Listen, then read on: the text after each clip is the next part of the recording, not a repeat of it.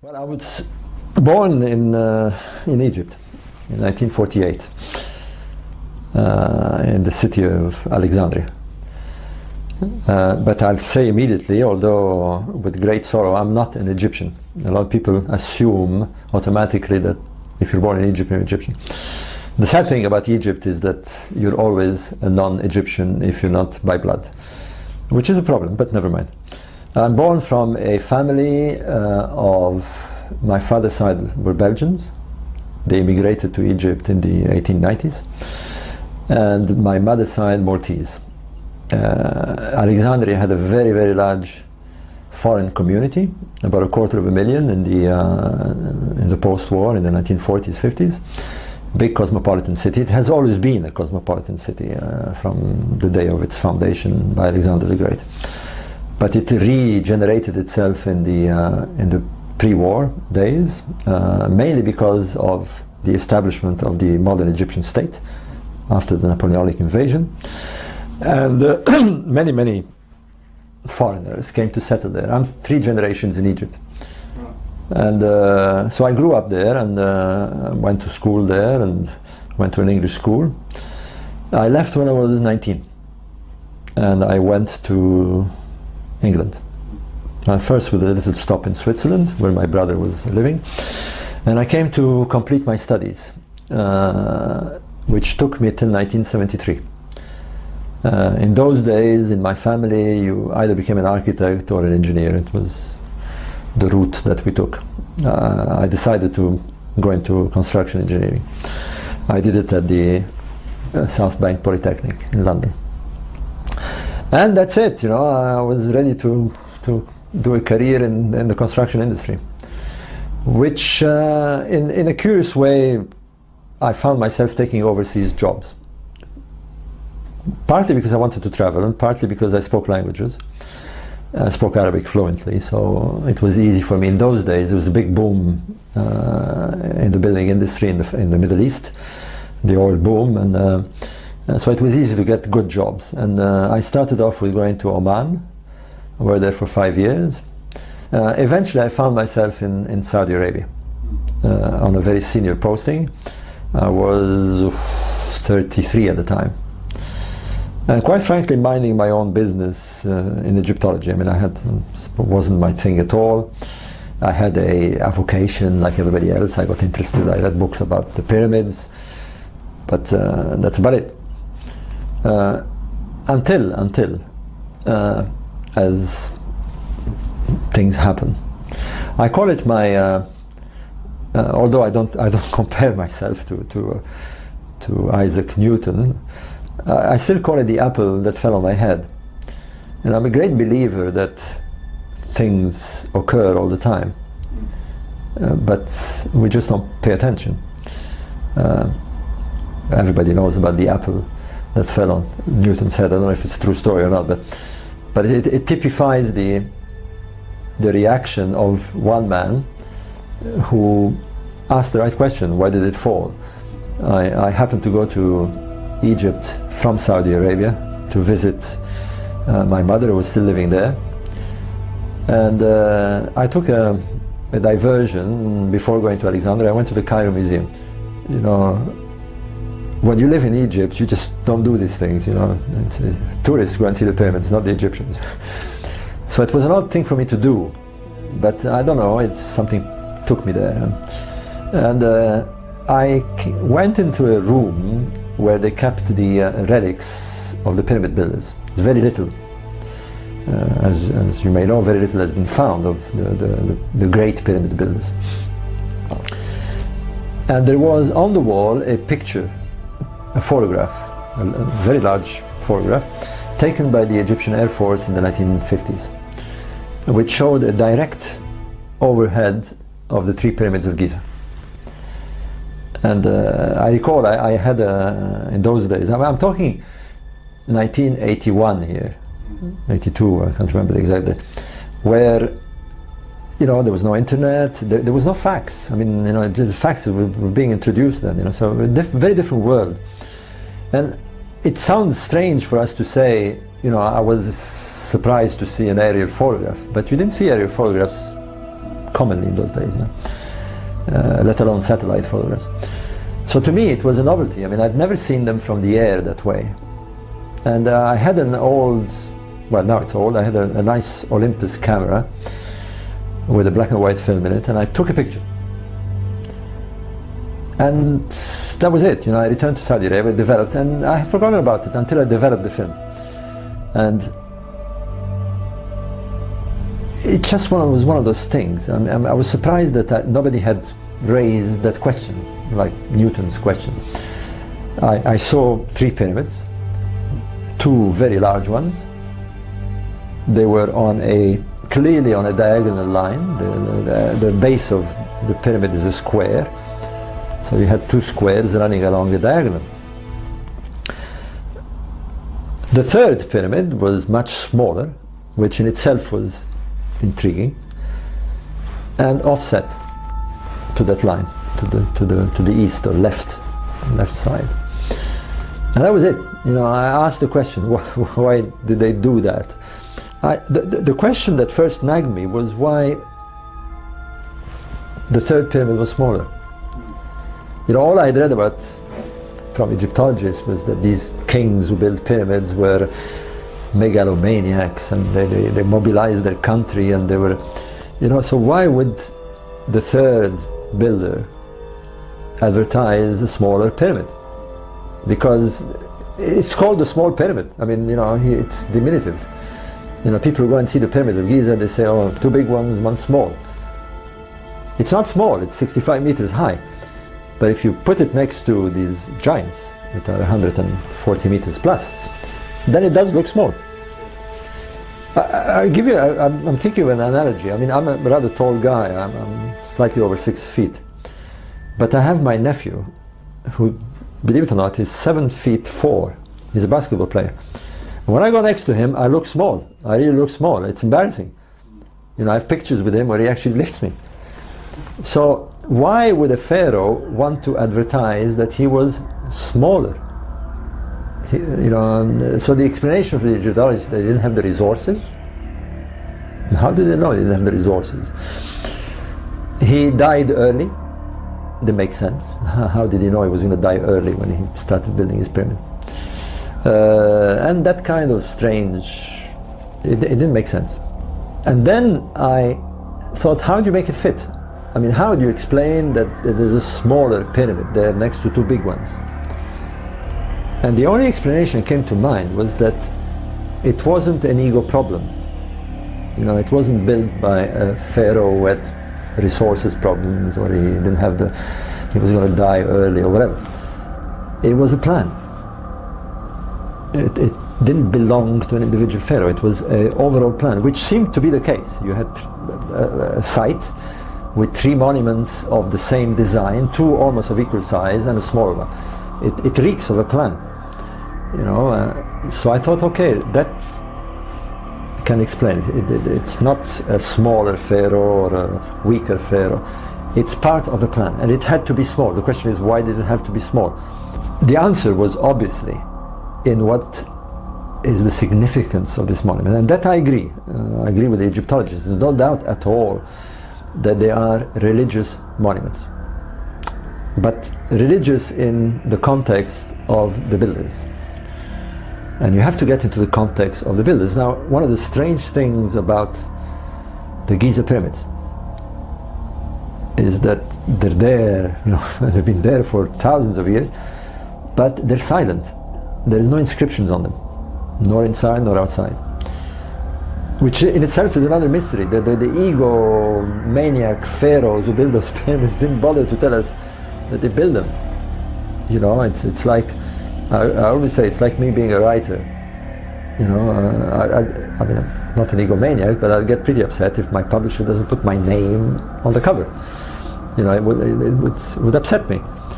So why would they build the pyramid and the pharaoh would say, well, where is my name? I mean, for posterity, you build this giant monument and nobody knows it's me. So again, this story that I was hearing from the Egyptologists did not fit. Although it's true that the pyramids of Giza, now, to put them in a context, they're from the 4th dynasty. which is dated roughly to about 2500 BC. The dynasty the dynasty immediately to them, after them, the 5th dynasty, have built pyramids further south, a few kilometers further south. You can actually see them from Giza. But there's no question that when you see those 5th dynasty pyramids, it comes as a shock, because you compare to the massive and perfect 4th dynasty pyramids, these things are shoddy. You know, they're jerry building. I mean, they're really crumbling. I mean, some of them don't even look like pyramids. They're smaller. They're built with look like in haste, but they contain texts. In contrast to the 4th dynasty pyramids, these things are full of text. I mean, they filled every inch of the inner chambers with texts. Great. Let's see what they say. And these are known as the pyramid texts. Now, I should say this about the pyramid texts: they're authentic. They're actually carved on their original monuments. They're not translations or interpretations. They are the real thing. They're the oldest religious texts in the world, older than the Bible. Strangely, they were greatly ignored. Egyptologists found them boring. They found them too complex and superstitious, and they just didn't bother with them. To me, immediately, I had to get a copy of them. It was not an easy thing in those days. I was still living in Saudi Arabia. And to me, the minute you read those texts, the minute you look into those texts, it's very obvious. They're entirely to do with the desire of the king to go to the sky, to ascend to the sky after he dies. It's full of statements. Now, of course, they're 5,000 years old. They were not meant for you and me to read. They were very occult. They were very private. They probably were not to be seen by other than the king himself and the high priests.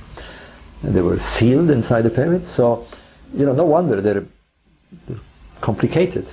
But there is a logical way to approach them. Now, there's been very good translations of them.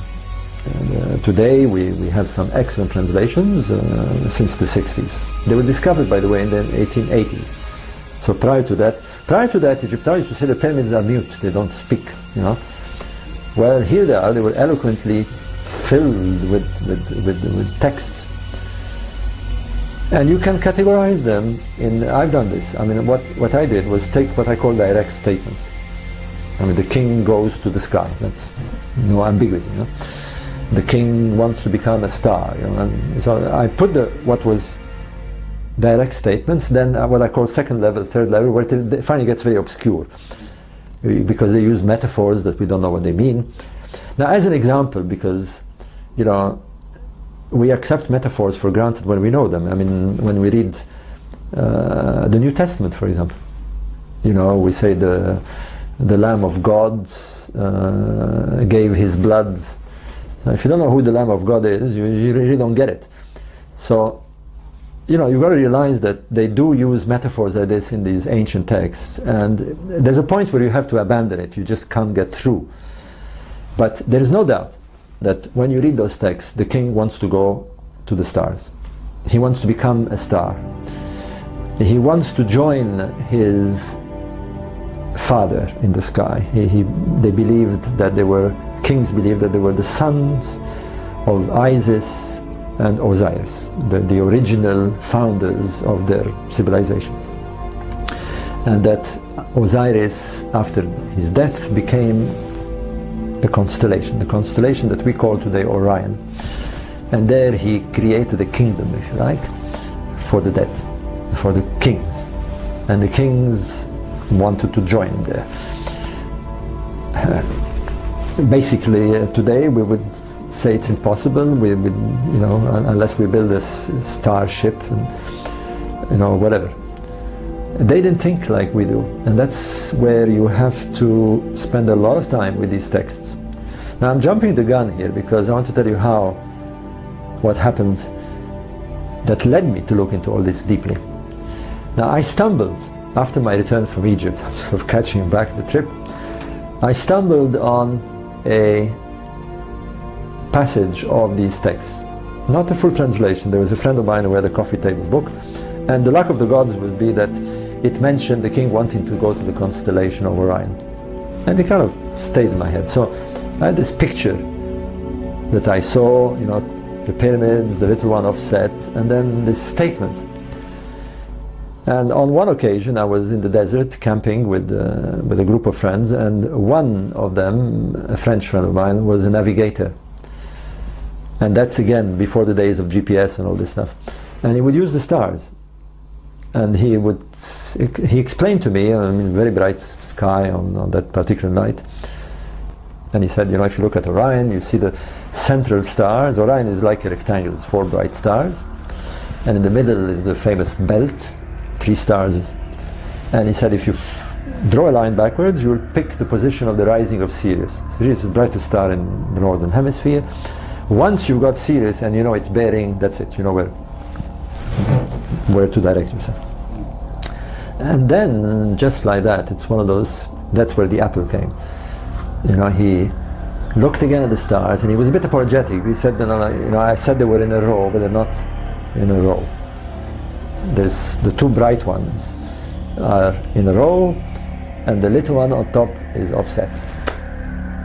And to me, he was saying the same thing that I was saying about the photograph of the pyramids. And knowing that there was a connection between the king's desire to go to the stars and the pyramids he built, you know, the penny dropped. I mean, you know, the apple dropped on my head. I got very excited, but I mean, it wasn't. At first, I thought, you know, somebody must have noticed this. I mean, it's one of those strange things. You know, I'm sure that I'll waste my time. You know. So I wrote to a few Egyptologists, and it became very obvious that they had never heard of this. I finally stumbled on the late Professor Edwards, Sir Ivan Edwards, who was very interested. And he invited me to come and see him when I had an opportunity to come to England, which I immediately thought, okay, why not? And the first holiday I had, I knocked on his door in Oxford, very sweet man, and he said, come in, you know, we talked about it. And he told me something that I didn't know. He told me that indeed the Egyptologists had known of a direct connection, not just with the texts, but with the pyramids of Giza, with the Great Pyramid.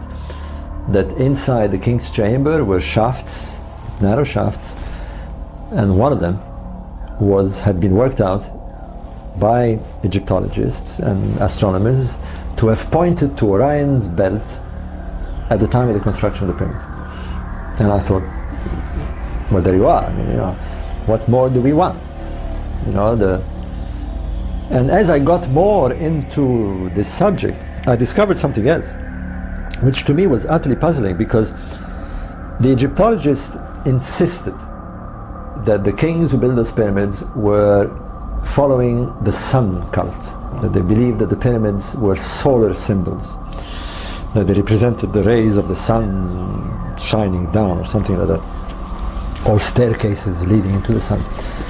But as you read the pyramid text, it was very obvious that the king did not want to go to the sun. The sun was the sun god. He wanted to become a star. There's no question about it. On top of that, not the Giza pyramids, but there are pyramids of the same dynasty, one at Abu Ruash, built by the son of King Cheops of the Great Pyramid, and one built by Pharaoh on the other side, north, just a few kilometers, a 4th dynasty pharaoh called Nebka. And here it was. The kings gave names to their pyramids. They identified themselves with the pyramid. They saw themselves as themselves being part of the pyramid. And they named the pyramid. And they named them as a star. The one in Abu Ruash is called Jedefra, is a star. And the one in Zawit al-Aryan is called Nebka, is a star. So what more do they want? The pyramids are identified as stars. The king wants to go to the stars of Orion. There is a shaft pointing to Orion's belt, and the pyramid on the ground looks like Orion's belt. I mean, it looks like a duck, it walks like a duck, it quacks like a duck. It must be a duck. And so I thought, I'm going to publish this.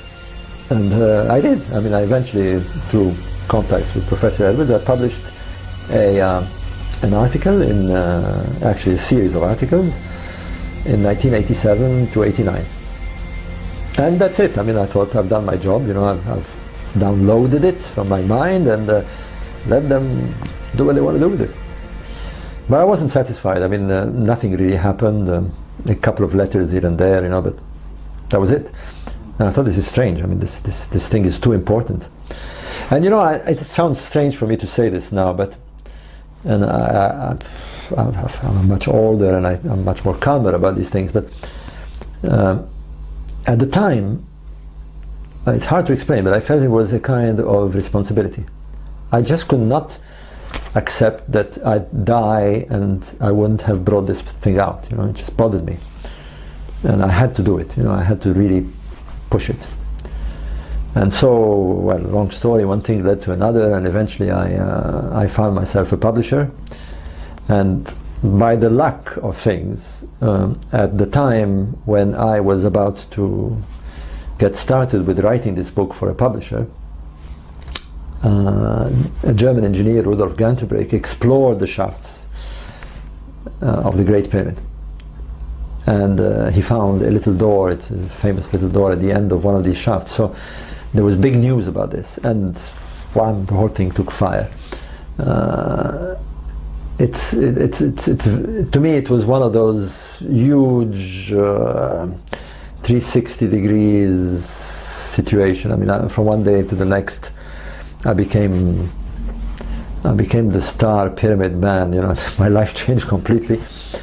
I always remember this. The BBC did a major documentary on it, and I went the next day to London with my wife, and we were visiting some friends, and I stopped in Piccadilly Street, and I wanted to buy some flowers, and the seller said, "Oh, you're the pyramid man." And I thought, my God, you know, I mean, what have I done? You know, and it was overwhelming because clearly I touched a nerve here, especially the way it was presented. I mean, of course, the BBC made it, exposed it. I mean, suddenly, you know, it was broadcasted on a major channel, and everybody saw it. I mean, and who didn't see it were told about it. I mean, every Egyptologist in the country was up in arms, you know. And suddenly I found myself overwhelmed by this. I mean, there was a lot of anger, and Egyptologist so-and-so in this newspaper was saying I was a charlatan, and you know, it went out of control for a while. But I kept my nerves, because it's very unnerving. I mean, you know, you're getting attacked by some very senior people, some heavyweights, you know, professors and deans and all. But then I thought, wait a minute, you know, it makes sense. You know, I don't care what they say. You know, now I use very different approaches. I mean, you know, they were the experts were commenting. You know, they were, and finally I said, well, wait a minute, I'm the expert. I'm the expert on this one. You know, why should I be intimidated by the expert? You know, and frankly, they were coming up with very annoying criticism. First, they did the personality thing. I mean, I wasn't an Egyptologist, and I didn't know what I was talking about, and you know, he's a charlatan, and you know, believe me, I was called a lot of things. And there was some instance where it got very nasty. I mean, in Egypt, I was called a Jewish supporter, a Zionist, and here I was called an anti-Semitic for some reason. I don't know. It all went berserk. How did it end up having anything to do with the Jews? Well, here's the weird one: is that the pyramids, there was an old theory that the pyramids were built by the Jews in captivity. Yeah. Now, if you supported the theory, you were a Zionist, according to the Egyptians. If you didn't support the theory, to some, you were anti-Semitic. But there you are. I mean, I had people saying you're anti-Semitic, you know, you don't support it. It all came out, because once you're exposed that way, you're out there, you know, and anybody can take a potshot at you. And in this case, the big guns came out. I mean, it wasn't just the lunatic fringe taking pot shots. I mean, I had you know, heavy weights. I mean, I had the Ministry of Tourism in Egypt, the director of the antiquities, you know, but things have, you know, I've learned how to deal with this, you know, and the funny thing about this, I mean, I began to see, I mean, I was getting angry because I began to see that there was a kind of auto da fe here. I mean, not only they wanted my blood, but their arguments were very almost inquisitional. I mean, strange arrogance that came out. I'm not saying in general. I mean, there are some nice Egyptologists and some, but I was astounded. For example, this business about the door. You know, there could be a chamber at the end of this shaft. Maybe there isn't, we don't know. But I had the German director of the German Archaeological Institute who was responsible for the exploration, and I remember sitting next to him with the BBC. And this man quite happily said, there is nothing behind this door. And I remember the BBC guy, you know, taking notes, and so I gave him a nudge. I said, ask him, how does he know?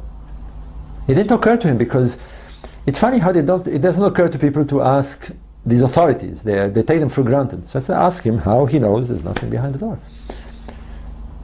And he said, why do you ask me? I said, well, I mean, how do you know there's nothing behind the door? And all he could say, after getting green and red in the face, was, because I am an expert. I said, you know, I'm Professor so-and-so. So I said, it's not good enough. So I began to see this kind of strange world that I thought academics were very broad-minded and liberal, but there was such a lot of backstabbing, a lot of refusal when things were so obvious. So, you know, I use phrases now like, you know, they can bring me 100 Egyptologists, if I'm concerned. You know, I tell them, it doesn't matter how many you bring. You know, truth is not democratic. You don't vote on truth, you know. If it's true, it's true, I'm sorry. You know, you can bring me a zillion professors. And that's, you know, and there's a wonderful phrase by the Robert Schoch, who also did a huge controversy over the age of the Sphinx. And he has a lovely one. I mean, he was once shouted during a geological conference. He was shouted down. And one geologist was very angry, and he stood up and he said, there is not a single Egyptologist who agrees with you. You are not following the professionals. And you know what he said? He had a lovely reply. He said, I do not follow the Egyptologist. I follow the science. That's what I follow. And the science tells me that the Sphinx is older. I'm not going to follow the Egyptologist. And he's right. And there's a kind of arrogance that you find at this high level. It's very disconcerting, but you must hold your ground, and it's the way it goes. You know, I mean, we know history. You know, Galileo and all the Darwin. You know, they got their fair share of this. Do you think they get very jealous when people like yourself appear in the media? Yeah, I don't even think it's jealousy. I think it's they really truly begin to believe in their authority, and that's the danger. I mean, you know, it's like the Pope, you know, who believes in his authority. You know, until you challenge his authority. I mean, how do you know? You know, he'll tell you. Are there any specific groups which have really taken up what you've discovered? Yeah. Such as like Freemasons, for instance. Are they interested? Yeah, I mean, the public was widely interested in this theory. It still is. I mean, it's a theory that has become, well, almost a household name. I mean, I'm surprised sometimes. I mean, I was renewing my passport at the Belgian consulate a few days ago. And as I walked in, and you know, and they saw my name, said, "Oh, you're a pyramid with Orion." Now, they said the Orion thing. Now, yeah, there's a huge interest because it makes sense. I mean, I know this by experience. I mean, I've been in the business for a long time with this theory. You know, give me 12 people, give me a jury, and I am sure that if you present them the case, as I present, it's very simple. You know, forget about the Egyptologists, forget about me. You know, let's look at the facts. And if you look at the facts, you will know that the pyramids, especially the Giza pyramids, are astronomically aligned with high precision. They face the cardinal direction. So that alone should tell you that there is something to do with astronomy. The precision of the alignment is such that even the Egyptologists agree you have to use stars. Can't do it with anything else. It has to be a pinpoint of light. Therefore, stars are related to the setting out of these monuments. And then you read that the king wants to go to the stars. And then you find that there is a shaft that pointed to the stars of Orion's belt. And the king wants to go to specific stars. And then you look at the picture and you say, well, 3 stars, 3 pyramids, 2 large pyramids, 1 offset, small one, 2 stars, 2 bright ones, 1 smaller one offset. You've got a correlation. And then you say, wait a minute, also the way the pyramids are in connection with the Nile, in relation to the Nile, these are the same. They're inclined the same way, they're proportionally the same distance. We've got a correlation here. The question is not whether we got a correlation. The question is whether it is a coincidence. And the evidence that is backed is... Well, if it is, it's one of those incredible things. It just doesn't fit the coincidence. The needle is going into the no coincidence side. It's just one of those. And let me tell you, I've been with this thing for 25 years. It's not a coincidence. And to ignore it is to me, well, of course, gradually as the dust began to fall and the anger began to dissipate, some Egyptologists began to look into this. And some are open, some at least talk about it. It's been discussed at universities. Where it's taken the right direction is when archaeoastronomers began to look at this. Because frankly, Egyptologists are not the right guys to look at this. You need to know some basic astronomy. You need to understand about precession, for example. You need to understand why the stars look the way they do today and why they change. So that was a problem. Now, my problem was that when you talk to an astronomer, he said, I don't know anything about Egyptology, so I won't talk about it. And when you talk to an Egyptologist, he said, I don't know anything about astronomy, so I won't comment about it. So who's going to comment? The angry guys were commenting. So eventually, there is now a profession. There are chairs at universities that blend the two. We call this archaeoastronomy. People who study archaeology and astronomy at the same time. Because, why? It's not just the ancient Egyptians. All the ancient cultures looked at the sky and they have religions related to the sky, their monuments are aligned to the sky. So you definitely need the input of astronomy. To me it was very obvious that the minute you brought in the missing key, if you like, the minute you brought astronomy into the equation, it worked. If you're looking at the pyramid text without astronomy, to me it was like looking at the balance sheet of an accountant and refusing to say there are numbers. If you don't understand numbers, then how can you read the balance sheet?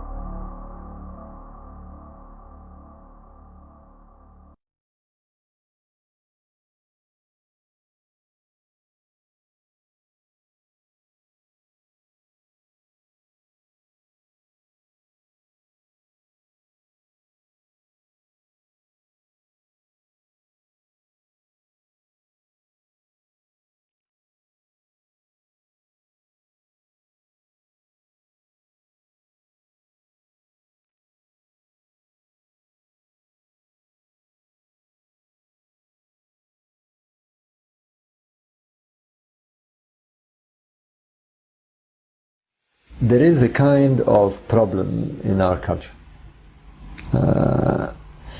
We have become uncomfortable with something that we should not be uncomfortable with. We're uncomfortable about the mystery of our existence.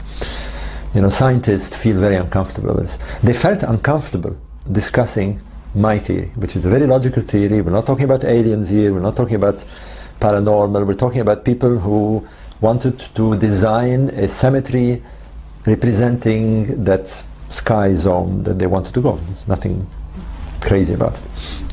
In their mind, they were doing something else, of course. In their mind, they were building some sort of spiritual machine, if you like, that was going to launch them there. But there's nothing crazy about it. And yet they refused, they felt very uncomfortable about this. So if they feel uncomfortable about this, forget about talking about what we obviously all know we have. There is a unseen aspect of our existence. You know, in fact, to be the way at my age now, I realize that 90% of my existence is unseen.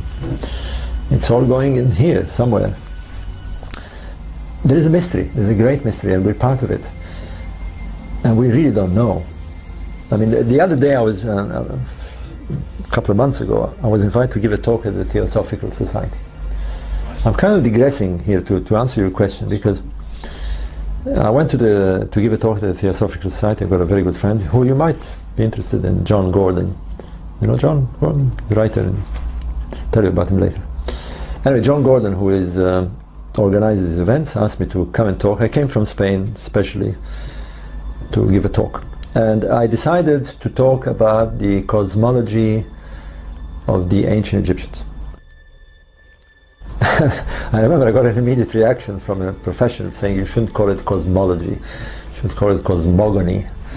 And I said, why? He said, but because it's a religious, subtle difference. Anyway, so I went to give the talk. And I started talking science, you know, and they felt a bit strange. I was supposed to talk about the ancient Egyptians.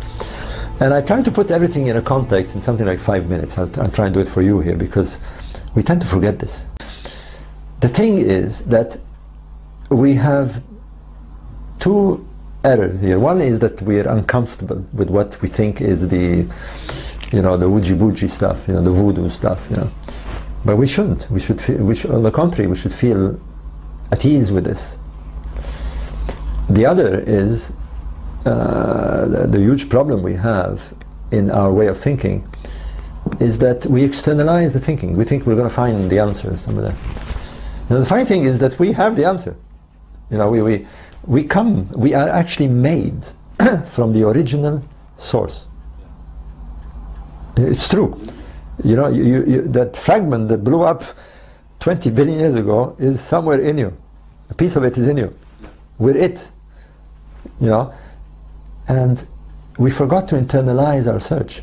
I mean, the ancient sages, you were talking about the great masters, they internalized. And the reason they did, luckily they didn't get born in our era, because they would have been influenced and they wouldn't have done it.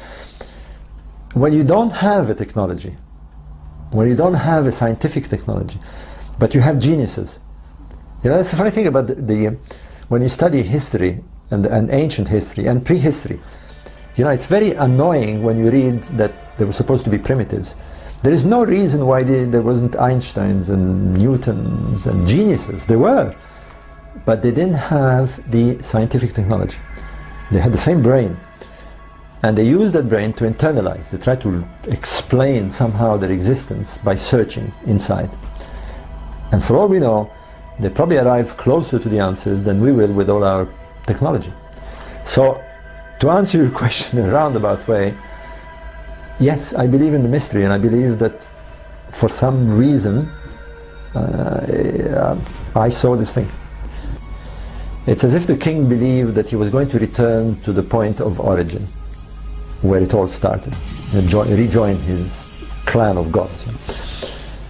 And I thought, wait a minute, what do you mean by this first time? They kept talking about a long time before, when the god Osiris had established. And I thought, wait a minute, if they speak of Osiris as being the stars, what would be the first time of these stars? And of course, it brought me to this idea of precession. There is a cycle of 26,000 years. What would constitute the beginning of such a cycle? And as you observe these stars over that long-term cycle, you can do that with a computer, what seems obviously the beginning is when they're at their low, at their nadir, if you like. And then they rise to the maximum, and then they drop again on this cycle. So I thought, let's look at the beginning. Do they mean something? And I was stunned, because as you brought them down, if you like, if you precess the stars to the beginning, you arrived at a very strange date. You arrived at the date of 10,500 BC, and all the bells began to ring here, because there was the strange prophecies made by the American seer, the Edgar Casey, which I'm not into that at all, but I thought, how weird. I mean, you know, he guessed it, you know. And then I thought, wait a minute, let's look carefully at the sky. And I remember the software is such that I was looking due south. I was looking at the way the stars moved up and down in this cycle. And the software is such that if you press E, you go east. If you press W, you go west. So for some reason I pressed E. I said, let's see what happens east. And there it was, floating over the east, precisely due east, was the constellation of Leo. Now I didn't need to be told anything, because I knew that there was a monument that was a lion looking in that direction. And I thought, this is too much. I mean, it can't be. I mean, it's very odd. I mean, now we have two monuments, two sets of monuments, the three pyramids, like Orion in the south, and the Sphinx, like Leo, in the east, locking at the same time. So I phoned Graham Hancock. I said, have a look at this. And I'll go to the grave on this one, because it caused a hell of a lot of commotion. Because the Orion Mystery already was causing a fuss, but at least it was within the dating that the Egyptologists gave. But now when we started talking about 10,500 BC, they were not happy at all. But you see, the reason they were not happy is they couldn't simply poo-poo it. The logic was incredibly clear here. The Egyptians invite us to look at Orion. We look at Orion, and then they invite us to look at the beginning of a cycle. We look at the beginning of a cycle, and bang, look what you've got. It's pure logic. There was nice, clear, straightforward logic. Of course, all the arguments, they didn't know Leo at the time and all this stuff, but it was there. And you see, I don't see it like that too much nowadays, but what was going on was suddenly we began to form a camp. We were the alternatives, called an alternative historian. And there were the orthodox. And we realized we were battling. They were, and we began to realize why they were angry, especially with me and Graham Hancock. They were angry because our arguments were solid. Otherwise they wouldn't even bother. And that's what got them angry, is that people would say, well, why do you say they're wrong? I mean, look at the logic, So they got very, very angry, and they just could not knock it. So at one stage we had them on the run, I can tell you. They were, until they sort of regrouped again, and then they became nasty. They would go and fish around experts, and they would have Professor so-and-so saying, I've looked at this and this is rubbish. But it was a strange situation. So are you kind of pointing out that the Sphinx was either built in... Well, to answer your question, we wrote another book. And we wrote a book called Keeper of Genesis, which was all about this idea that there was a correlation. If you reconstructed the sky at what you could interpret as the first time that the Egyptians spoke of in the text, this first time of Orion or Osiris, then you had a Cinderella fit. The slipper fitted, this pyramid slipper fitted perfectly. And to me, it's just one of those. I mean, that's it. I mean, so they said, well, how do you explain this? I mean, okay, we see it, but there was no Egyptians in 10,500 years ago. There was, there's no evidence of a culture. There's no evidence. Where are the potsherds? Where are the monuments? And to sometime around 10,000 BC, perhaps 12,000 BC, thousands of years before the pyramid builders. And because they had to move vast distances in search of water and to take along their food, we know now, Tony talked about the firsts that the Kemetians, the Egyptians, did, calendar and science and astronomy. We know now that they were the first, another fact, to domesticate cattle. Before we gave this to the Asians, they were the first. We found the evidence, the carbon dated cattle that they had.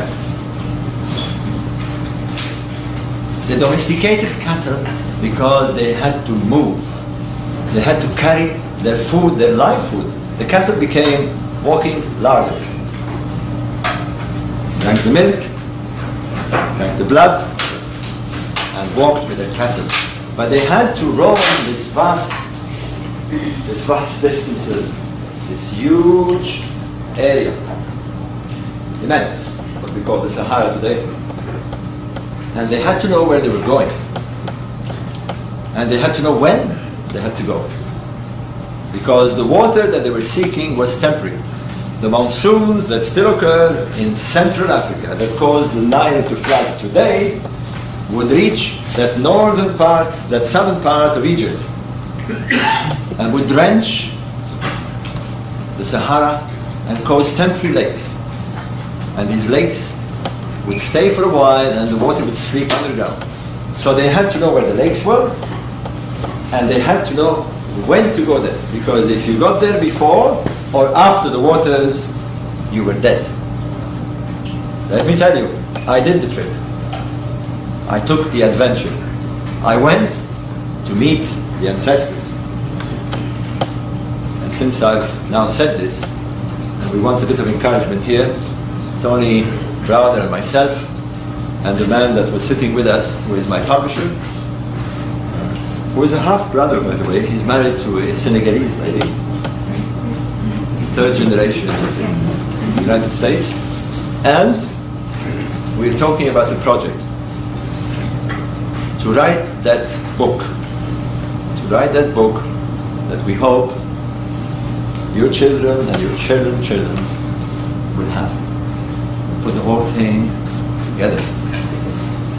And we got a working title, as I like, but let's see, we're calling it The Quest for the Ancestors. We're going to go questing. Really going to go to these areas, the Chad, and we're going to quest. We're going to put it together. And having said this,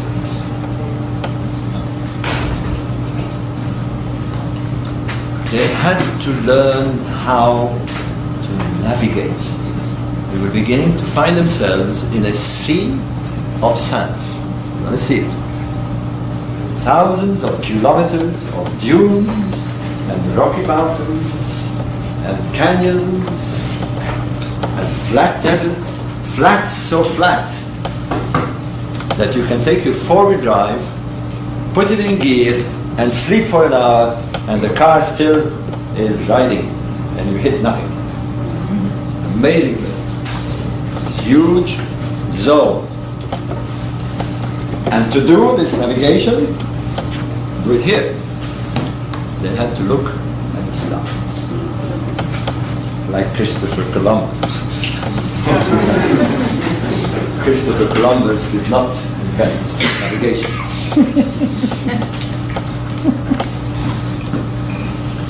We know that.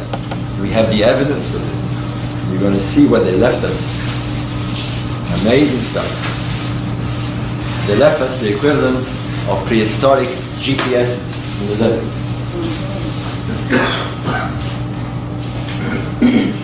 We're going to go there.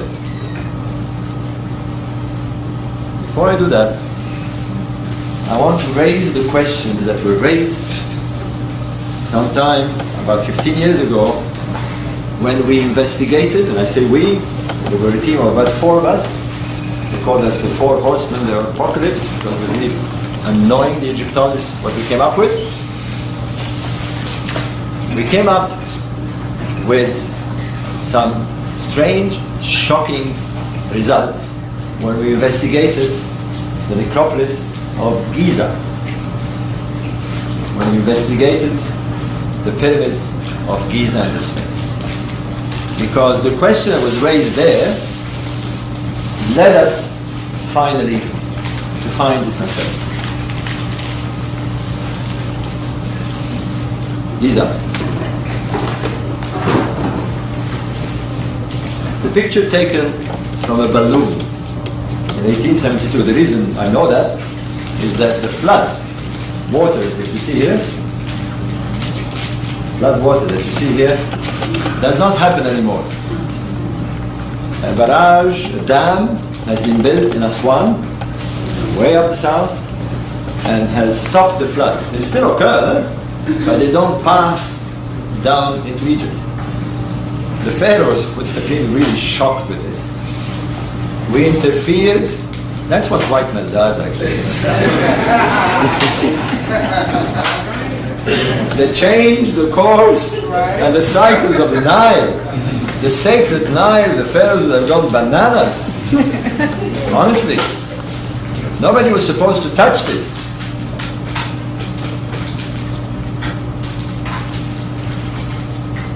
Three pyramids. You know them. I'm not going to go into too much detail here. Actually, I like to bring this up because to show you the scale of these monuments. And I'm not going to go through figures and numbers and all this. We don't have time. This does it. Somewhere in this picture is the so-called Great Sphinx, Horem Achet, as we'd like to call it now, Horus of the horizon. There he is, like a dinky toy next to these giants. Let me tell you, the Sphinx is no dinky toy. It's the length of 2 city blocks, and it's high like a 15-story building. It's a big statue. In fact, it's the biggest carved statue in the world. But look at it. You can hardly see it, as a matter of fact. Doesn't it hit you? What's behind? I lived 3 years, from 2005 to 2008, in an apartment here. I've seen the pyramids from my balcony, from my office, in the daytime, in the morning, at dawn, at night, in winter, in summer, in clouds, in sunlight. And let me tell you, they owe you, they challenge you, they beg you to solve them, because they're like giant question marks out there. You go out there and you come up with your coffee in the morning.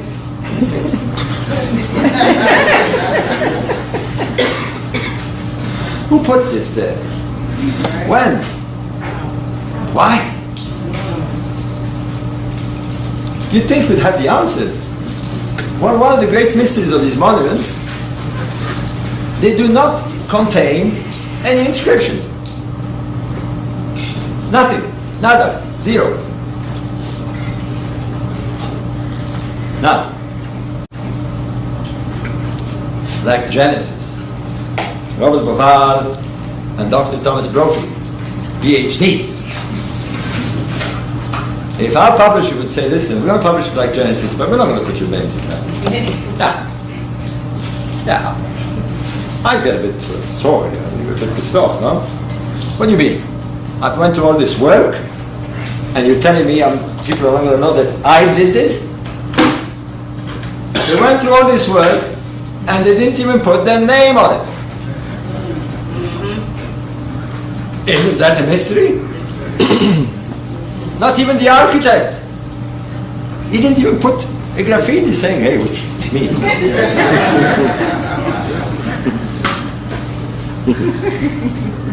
Who are these people? How come the pyramid is mute? That's what the Egyptologists used to say. The pyramids are mute. The Giza pyramids are mute. They don't speak. And yet we know that the ancient Egyptians loved to write. Boy, oh boy. If you go and see other monuments, at Giza as well, or in Upper Egypt and the temples, they're full of writing. Because in the temple of Edfu, you can spend years reading this temple. It's a book in stone. In fact, they took 20 years to actually copy the text and put them in translation. That's how much they love to write.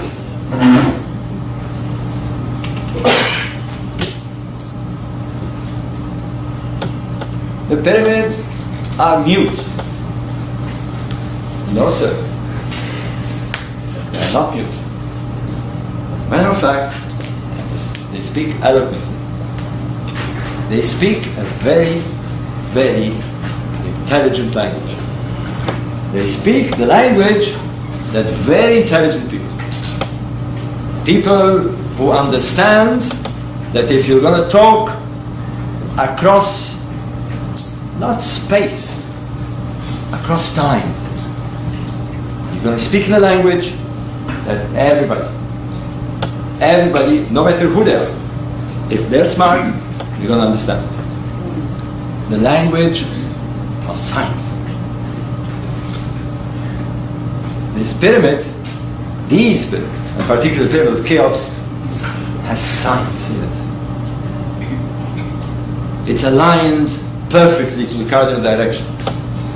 Within 3 arc minutes of a degree. 3 arc minutes of a degree. Let me tell you what 3 arc minutes of a degree is. I'm standing on the other side of the hall, and you put me a dartboard here, and you give me a dart, and you blindfold me, and I send the dart, and I hit the bullseye. That's how good I am. That's how good they are. Engineers today are baffled. How can you set a monument to 3 arc minutes of a degree without optical instruments? Without anything. We attribute nothing to these people. We say they didn't have the pulley, they didn't have the wheel, they didn't have iron tools, they didn't know mathematics, they didn't know astronomy. Well, yes, they did. It's there.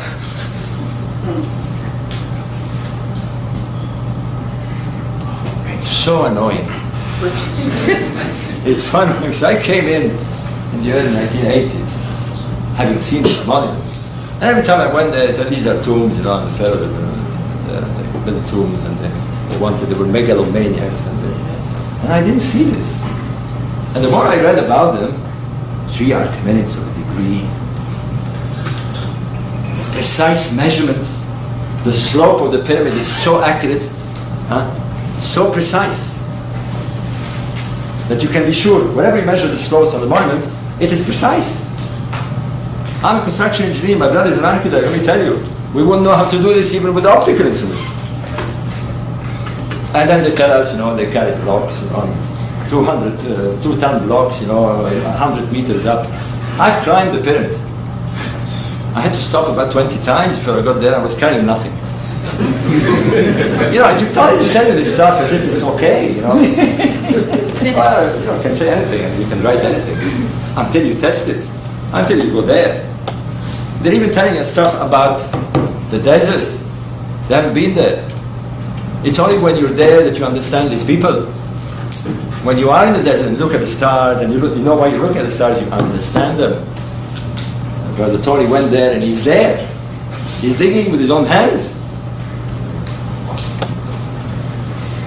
I had the privilege of meeting the most illustrious, and not just meeting, he was my mentor, the most illustrious Egyptologist of our times, Professor Edwards, Sir Ivan Edwards, the curator of the British Museum, the man who brought Tutankhamun exhibition in England in 1972, knighted by the Queen.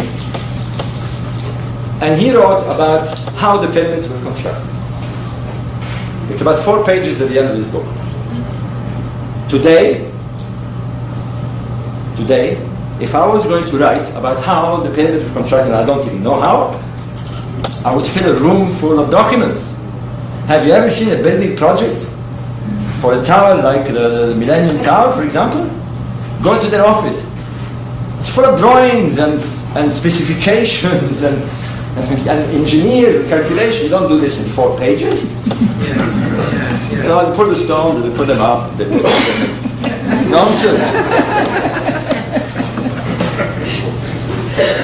I'm telling you all this because there was something in my mind, and I was a kid then, something wrong with all this. You know, they've kind of made a consensus. They call this a consensus. And that's it. Everybody's sitting on this. Everybody's sitting on this consensus. That's what they are. Tombs, big tombs. That's it.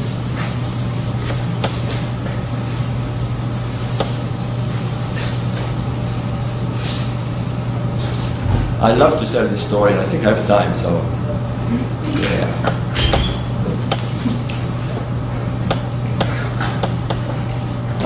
In the 17th century, there was a man, a genius, called Isaac Newton. And he's sitting, minding his own business, probably sipping some drink, under an apple tree. And suddenly an apple falls on his head. Boing. and is the first man ever to ask the right question. Why did it fall? Why didn't it fly up? You think it's obvious, but it isn't. You think about it. Why are we not flying up? Why are we stuck on this planet? Because of something called gravity. He discovered gravity. He was the right man at the right place, with the right insight, with the right knowledge, and he discovered gravity, and 300 years later we put man on the moon. We are going to put man on Mars. We will travel to the stars one day because of this. He asked the right question. You all have an apple that's going to fall on your head, let me tell you. No matter what it is. Don't ignore it. Don't let others tell you to ignore it. Don't let the experts tell you, because that's what they told him. That's what he told Copernicus when he said the earth is round. And poor Galileo was actually taken by the Roman Inquisition, shown the torture instrument, and says, you've got to recount, this earth is not round. They set the fear in him, because it's fear that stops people. And the fear, and yet, as he recounted, so this horrible torture incident, we pull his guts out and all that, and he walks out and he says in Italian, "E pure gira," but it does turn. Truth is not democratic. It's the only thing that is not democratic. You can't vote truth. You can't bring a bunch of priests and say this is the truth. You can't bring a bunch of scholars and say this is true. Prove it. Prove it. Bring the evidence. Show us. Don't take things for granted. How many mistakes have been made in history? And this shows that there's been a horrible, stupid mistake that involves you, all of us. So I'm getting a bit passionate here. I'm going to do better than Tony as well. I love his passion. But it's true. And we've lived with this mistake. And it's disturbed generations. You know that the Roman Catholic Church did not officially recognize that the earth was a globe till the 1900s. And it is only in the 20th century that they had to recognize that they committed genocide in the Crusades. What kind of truth is that? What does it take to shake these obstinate, arrogant experts that stop progress? Believe me, I lived it. I lived it. I'm getting a bit angry. Look at this image. I'm walking in the Cairo Museum in 1983. It doesn't take a rocket engineer, come on. It doesn't take a rocket engineer to say, yeah, okay, we got 1, 2, 3. You got two equal sides. They run along a diagonal. This is the north-south axis, the meridian axis. Now, the meridian axis, the north-south axis, is the dominant axis of our planet, the meridian. And the entrance of pyramids are along the meridian, the chambers are along the meridian. The meridian is the big deal. And yet, they go diagonal. One.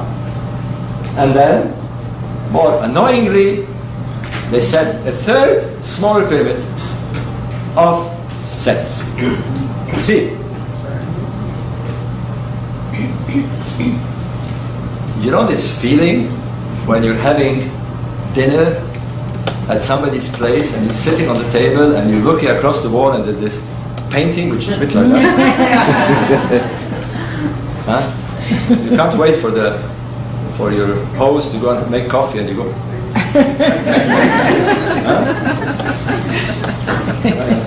Huh?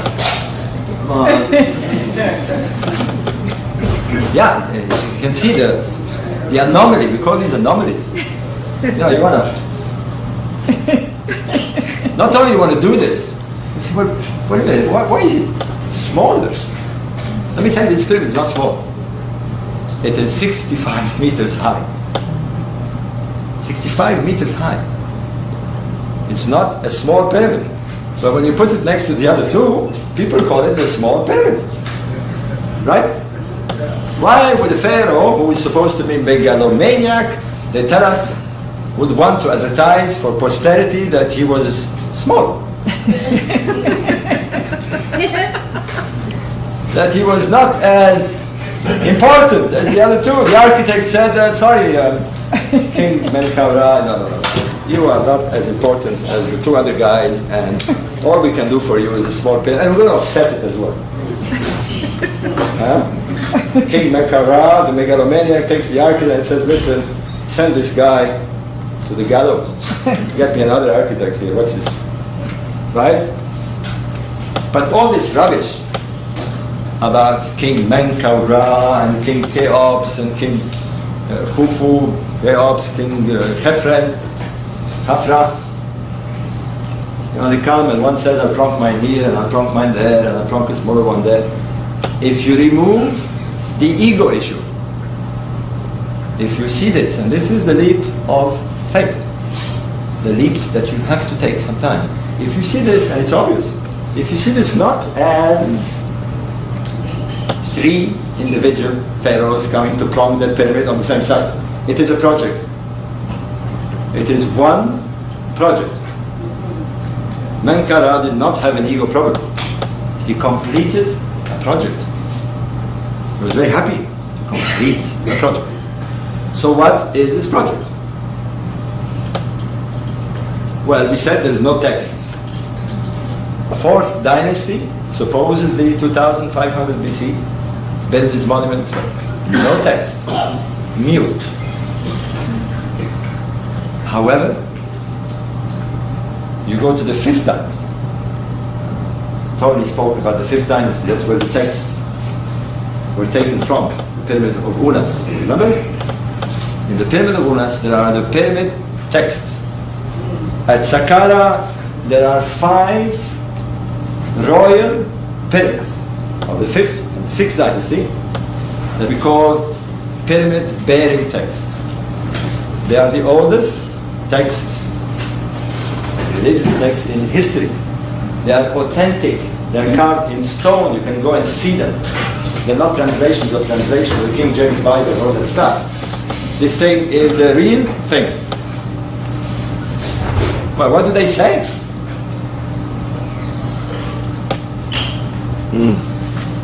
Get a translation and you immediately realize that it's all about the sky. No, more precise. It's all about the king having to undergo a metamorphosis. I was going to say chematoph.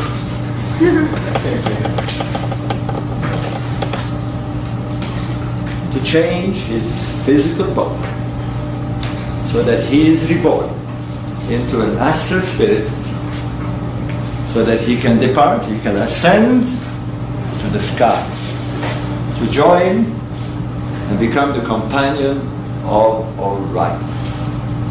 Orion, Sahu, we have the annoying Osiris, the Greek name of Asahi. There is no doubt from these texts that Osiris is Orion. We have this evidence throughout these texts and many other texts from other generations.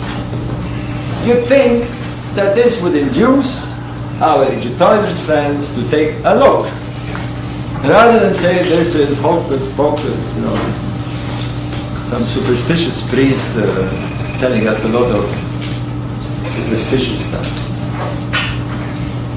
I like to say this because, you know what? It may be true. I'll tell you why. And every astrophysicist worth his beef today will tell you when he reads this is weird. Because that's what we think to date with science. You remember Carl Sagan? When he did Cosmos?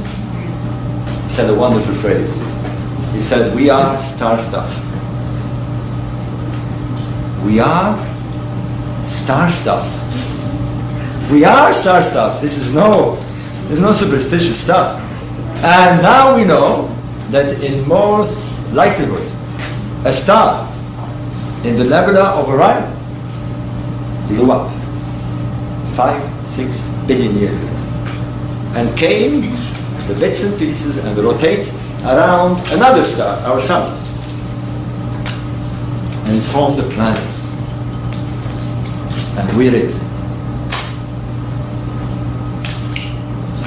And they're telling us the same thing. This is really weird, isn't it? It's weird because you get the oogie-boogies here, I tell you. You get the oogie-boogies because it suggests something. It suggests. I'm not going to say it's true or not true, but it suggests that there is another way of knowing. There is the soul way of knowing. The knowledge is there. If we are star stuff, then it's all in there. From the very beginning of the universe. It's in us. We think we're discovering things up there, with telescopes, and they're confusing us with black holes and antimatter and black matter, and it's going bananas. Let me tell you, I talked to one of your famous cosmologists, Michikaku, and you know what he calls it? He says it's crazy science. We're going crazy. Every time we think we're discovering something, it's blue.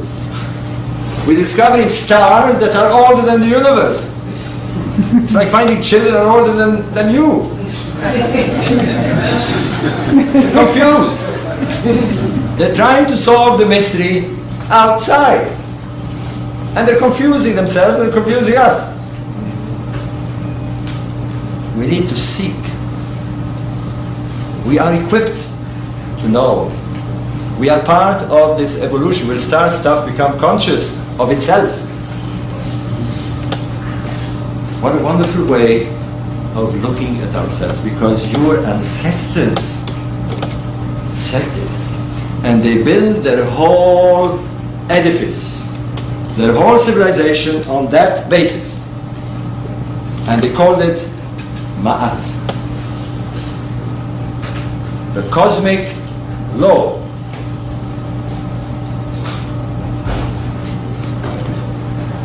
You are the descendants of this an amazing pedigree. This is why it's so important for you, your children's children to connect with this thing. You have that pedigree thousands of years before they invented other religions. Weird religions. I'm not going to go into that.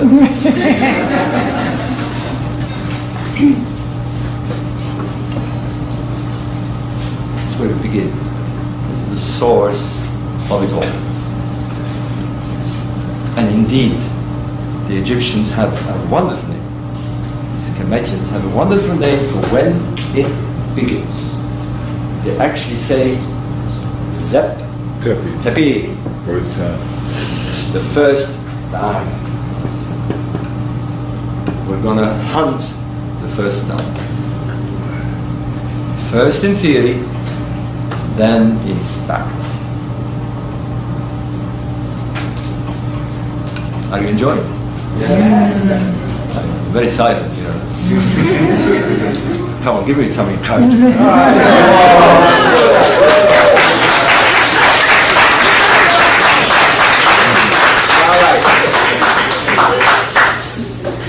I get it, clap.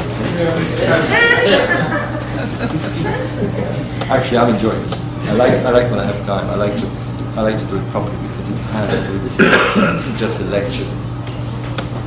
this is going to it. That's why we get along so well. We actually go to it. We do it. We're not just writing books. This is what it's about. And you can all do it. And the amazing thing is we both come from professions outside this. Because the established professions were so blocked.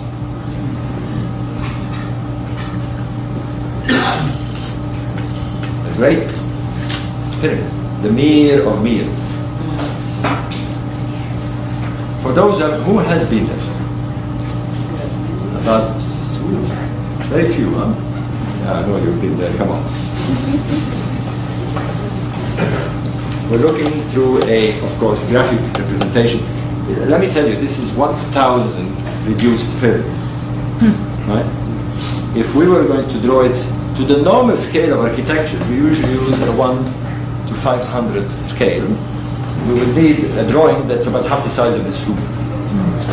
My brother is an architect, says, well, how did they draw it? Because this represents 60 feet. You can't even scale it. You don't have enough little scales to scale it. But anyway, let's go through it. You enter the north. Remember I said you enter the north along the meridian, and you descend to a subterranean chamber. Up here there's a junction, and you ascend to here. Ahead of you is the Grand Gallery, or the name that Egyptology gives, the Grand Gallery. Tiny here, of course. It is 49 meters long. It is 9 meters high. It is a cathedral within a cathedral. And it is slanting. And it has stones of about 20 tons apiece. I don't know what Egyptologists will tell us. I don't know how to build this thing inside a pyramid, surrounded by tons and tons and tons of stone. 6 million tons of stone to raise this monument. 6 million tons of stone. There is no contractor in the world who would take a job today with 6 million tons of stone.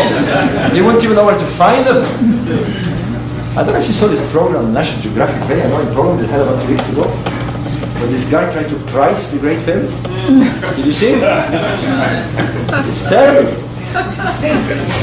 He ended up with a price for the raw materials.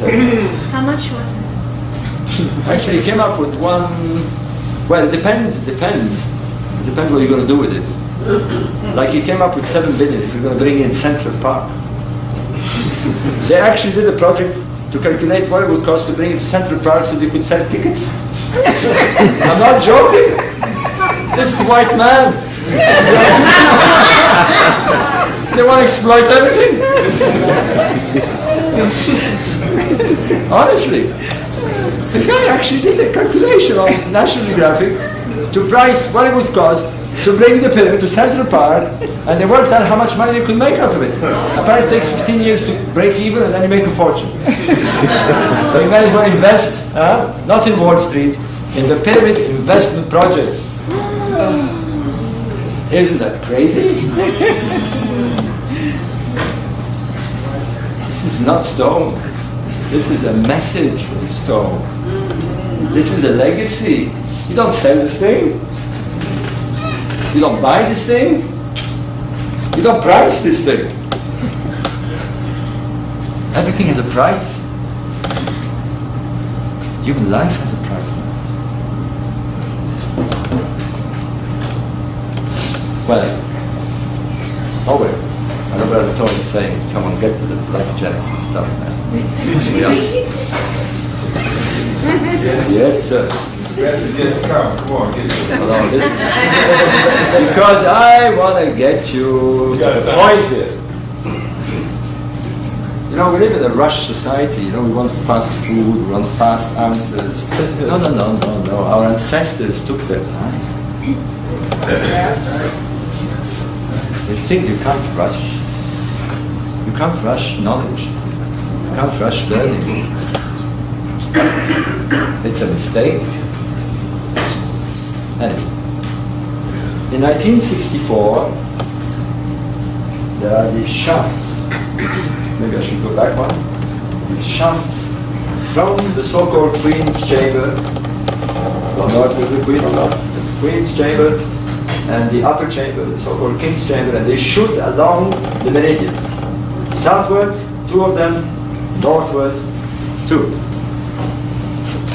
The bottom one was known, I'll tell you the story a little bit, it's very intriguing. Do not pierce the pyramid right away. I'll move fast on it. But in 1964, 2 researchers, one American, one Egyptian, Dr. Virginia Trimble from Maryland University, and Dr. Alexandria Browder, who happened to be an architect and an Egyptologist, the right combination. Today we call the combination of an architect, an Egyptologist, and an astronomer, archaeoastronomy. We have a new profession. You need, I'm an archaeoastronomer. You need archaeoastronomers to study these things. Otherwise you miss the point. In any case, they discovered that the shafts in the King's Chamber pointed to Orion's belt. The pyramid is not mute. It speaks. Look there. Look at Asa. They didn't bother to check the alignment of the lower shafts.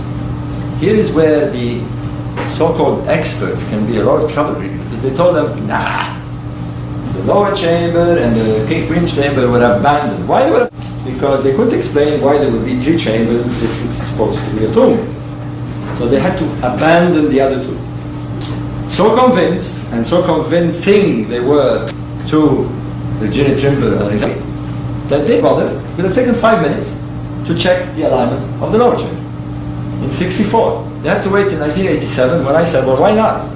And I checked it, and sure enough, it pointed to Sirius, the consort, sister.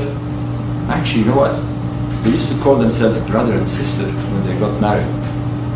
The term wife and husband does not exist in ancient Egypt. It's brother and sister. It's true. It's funny that you still use the same terms. Yeah. And the pyramid began to speak now. I got very excited. It's telling us, look at this zone. They used to call this zone the what? The land of rebirth, the sky, the place of Asa. On the banks of the celestial Nile. Where is the celestial Nile?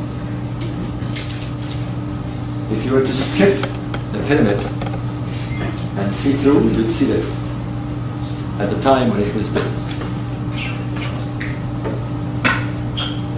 The resurrection machine, I like this term.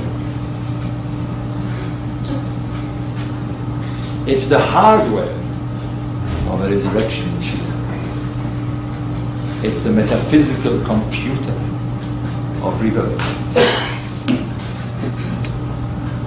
And it makes you think they went to a lot of trouble to do it. It makes you think that maybe they knew something you didn't know. Okay? I came along, and I've cut a long story short, because we're going to move now to Black Genesis, and I said, let's look at these stars. They're telling us, they're begging us to look at the stars. And what do you have? Big, small, offset. The Orion correlation theory.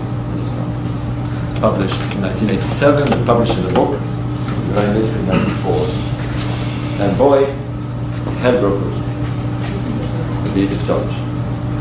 They knew about the shafts, they knew about the texts, but they didn't like this. They didn't like this because it said that the Egyptians were far more sophisticated, and there's a message here. It killed this tomb theory thing. And And I got called, you name it, I mean, Egyptologist, anthropologist, philologist, archaeologists. Just about everybody who's got an ist after his name fell on my back. They didn't like it. Why not? And what they didn't like is this. Now we're going to move. If you take the date that is tagged by Egyptologists on this morning, and you compare the image, yeah, the two images look the same, but the angle that the stars form in 2500 BC is not the same. And you remember, you wanted to move the pyramid, now you want to turn them round. You can't turn the stars. Come on, that's it. Robert, you've got to stop here. I mean, you couldn't move the pyramid. Okay, you found the correct, but you can't turn the stars. You can't.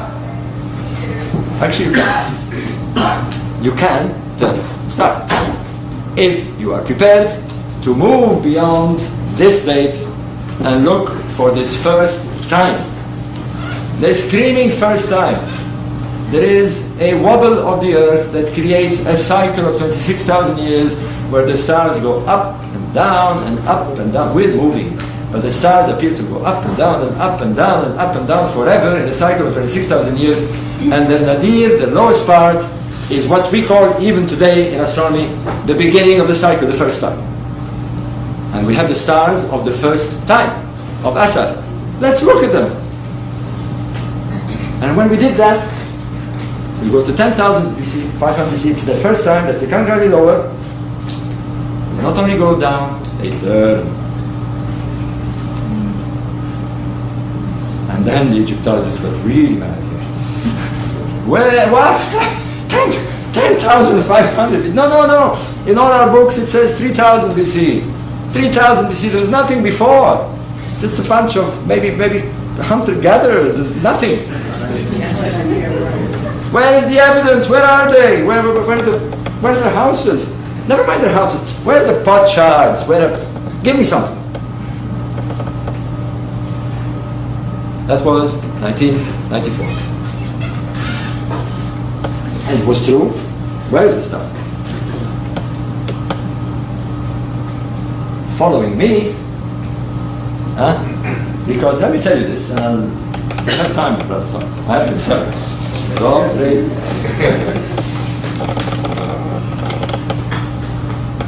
Because when these stars do this, you can do this at home. That's the beauty about it. You get an astronomical program, I recommend Starry Night Pro, and you do it at home. You put 10,000 BC, Cairo, takes 30 seconds. It's very easy. User-friendly programs. Starry Night Pro, Redshift, and all this stuff. The stars do this. They do it only when they cross the middle sky, the meridian, and they align with the pyramid, and they match what's on the ground as above, so below. They do it only at one specific time of the year. They do it every night, but it is, in astronomical term, we say jargon, right a session 18 hours. Okay. What it means is when they are at the meridian, the sun at the vernal equinox, at the spring equinox, is rising. And when the sun rises at the spring equinox east, stars in the south, sun rising the east, it rises due east. Not anywhere on east, due east. And anybody who's been on this site immediately says, kapow! Because there is another huge monument on the ground that is looking due east, gazing forever due east. And that's our friend, or it looks due east. And now the message in that bottle of pyramid, of Mir, is saying, what is he looking at? Is that it? What is he looking at? The sun rising due east. Interesting. Anything else?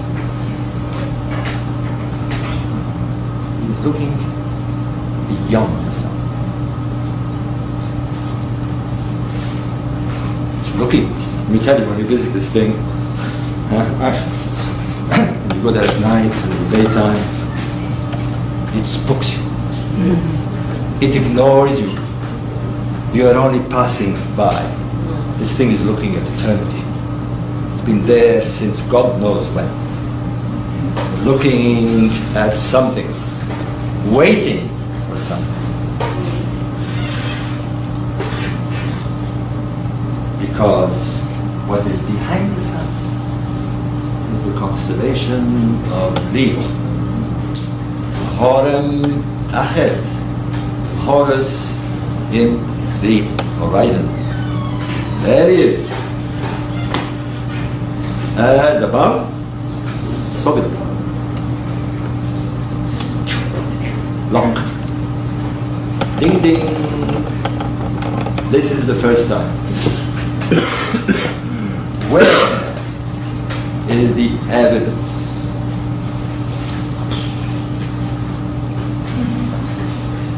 We now go. Tony said, show the book. Look, if you don't buy it, so. But you got to read this, honestly. It's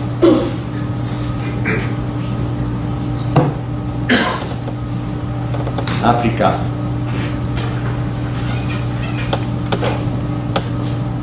Remember? Center. That's where it begins. Here.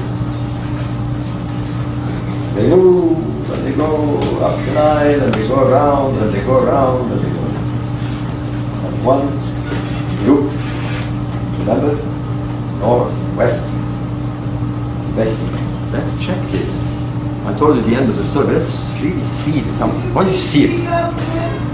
Can I speak up? Yeah, sorry. No. Oh, you can't? No. Why don't you come a bit closer? Okay. I thought I was shouting enough. Okay. Is that okay? It's better. Yeah. But actually, I like when people are close. If you can move. Okay. Africa. We're going now to Africa. And we go to that corner of North Africa, which today we call Egypt. Kemet. And these are modern borders, right? Done by our European friends again. They came 22.5 degrees, we're going to call this here. We're going to put a border here between Libya and they've actually sat in a room in Germany, honestly, with all the heads of states of Europe, and they took this continent and they said, you take this and you take that and you take this bit, and the Italians took Somalia and they divided it. Like some sort of pizza.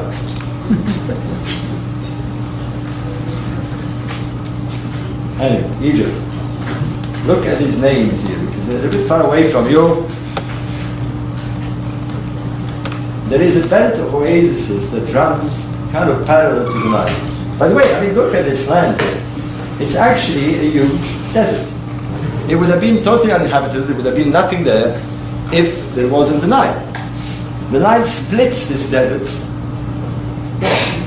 creates a huge western desert, it's attached to the Great Sahara, I call it the Egyptian Sahara, and an eastern desert. This is the bit that lives more particularly here. And now we go to the adventure of discovery. The adventure of discovery. That's part of the fun because we're tied to this. We're going to see, me and Tom Brophy. In 1910, a man called Hardy King, and he's an Englishman, from here he moved somewhere here. It doesn't look like it, but he did 100 kilometers. 100 kilometers in the open desert is quite a job. 700 kilometers in the open desert, let me tell you. We did it. I'll tell you about it when we get to the end. Spooky stuff. But came here and he came across a hill. And he came across a hill and it was full of pots. And he named it the pot hill. No idea what it was. Abu Balas in Arabic, the hill of pots. There they are, lots of pots. What were they doing there? Comes another guy, very sexy guy here. It's called Hassanein Bey. I'm saying it not now because he was actually a very handsome man. He was educated at Balliol College in Oxford, spoke perfect English, was an Egyptian, and among many other of his exploits, he was a fencing champion for the Olympics. Among many of his exploits, he seduced the Queen of Egypt, had an affair with the Queen of Egypt. They say they married in secret. That's another story. He's kind of like a cross between Omar Sharif and Rudolph Valentino. I love this guy. I read a lot about him. Look how he looks. And he performed the most daring, the most amazing adventure in exploration ever to be attempted before and after. Well, the before actually, wait a minute. No, you're going to see. Not quite true. On the coast of the Mediterranean, in a town called Saloum. You remember this Libyan border where all the refugees crossed during the Libyan uprising? They crossed at Saloum. He traveled 1,200 kilometers because he had heard from the Bedouins of some magical, mysterious Shangri-Las in the desert, oases that had wonderful things. And he set to find them. And he did. He found two. He found one here called Arkenu. Here it is, about here. And he found this zone here. He called it Uwainat, the little eyes. Egyptian called eyes, pools of water. It's the only place in all this vast Sahara that you find water. It's not underground water. It actually sweats from the hills. This is the tallest mountains in the Sahara. Don't look like it because it's a Google Earth. It's the most mysterious place you can imagine. I've been there. We're going to see pictures of it. But let's follow Hassanein because, wow, it was supposed to be totally uninhabited. There was supposed to be nobody there. Nobody had been there. This is 1923. They couldn't go there because they said it was impossible to go there. And indeed, it was. You couldn't go from Egypt. It was impossible. You couldn't carry enough water on donkeys or camels to go there and return. Can't be done. It's a bit like taking a motorcycle and trying to go from Los Angeles to New York on one tank. Can't do it. How do you do it? How can you do it? Fuel stations, right? You need fuel stations. The donkeys need fuel stations. The jars, remember the jars? They didn't work it out yet. But Hassanein there, in the supposedly uninhabitable zone, camps with his guides. They made it. And the reason they made it is that they hopped behind Libya, managed to carry enough water because they were replenishing, and they reach this Jabal Uwainat, and they sleep. There's nobody here. In fact, there's nothing. There's no living thing at all. And in the morning he wakes up and he thinks he's dreaming. Because there is what he describes as a beautiful African girl with a bowl. It's her, by the way. He actually took the picture. It's actually her with a bowl of milk. He actually says, because he wrote this wonderful report, you'll find it in the book, he thought he was dreaming. And she spoke a strange language. We know now it is Tebu, the ancient language of the desert dwellers. The Quran language, the Tebu language. And he had a guy that kind of understood, and she said, "Hello? Would you like some milk?" And he said, "What are you doing here?" "I'm in Libya." "How? You're here, you want to meet my king?" "King Herod," she said. Unfortunately, I realized we don't have a picture of him, okay? Hassanein actually took a picture of him. It looks really good.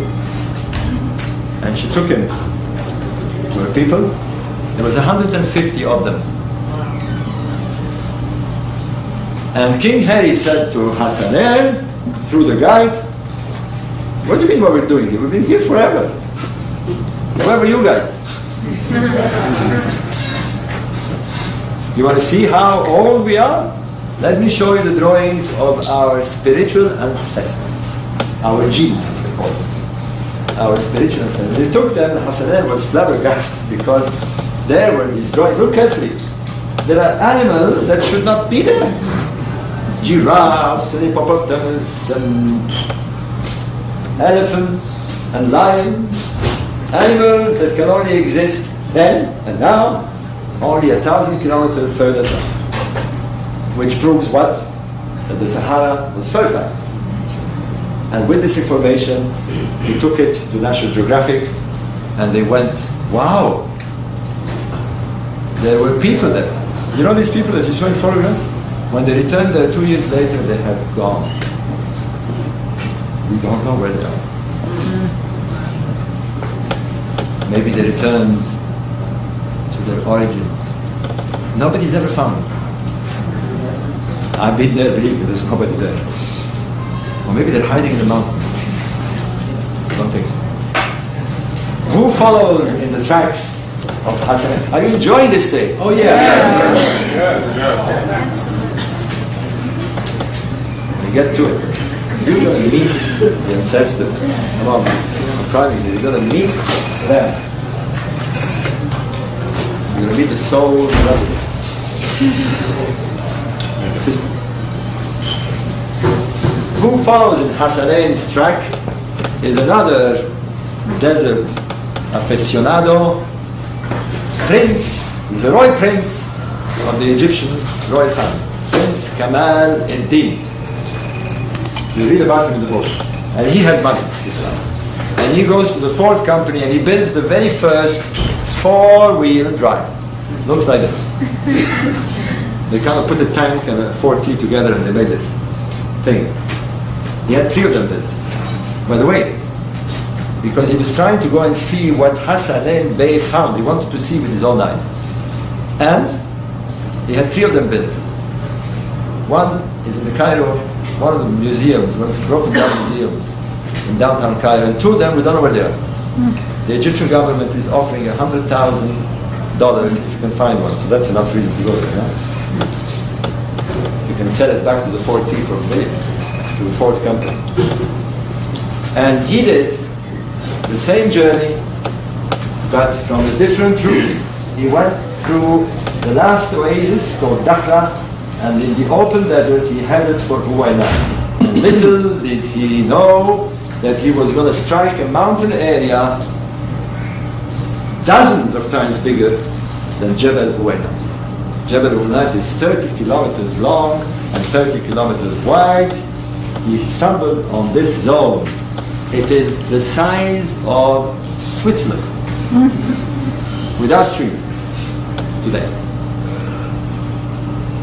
It is 300 kilometers long and 80 kilometers wide. And nobody knew it was there since until 1926. Kind of crazy. And the Egyptologists in those days said there's nothing there. There it is. That's a picture actually taken by me. You are arriving like you are landing on Mars. Let me tell you, very feeling. Extremely strange sensation that you're approaching this zone and you know there's been people there thousands of years before and you're approaching and we get the woojies. We get this feeling, man, wow, and it's unexplored. This man, an Englishman, found, oh there he is with his other. He found just outside this zone. By the way, Prince Kamal ad-Din called it Gilf Kibir, it means the Great Wall. Great Wall, Gilf Kibir. And outside Gilf Kibir, on the north, the very first stone circle was found. It is 8 or 9,000 BC. It is still there. This picture is taken in 1936, and we went to see it. It is not just a stone circle. It is a GPS. Historic GPS. It tells you where you are if you know how to use it. It is the GPSs left by those ancestors. And there's many of them. And one of the biggest ones we're going to get to, the most important. Comes this guy,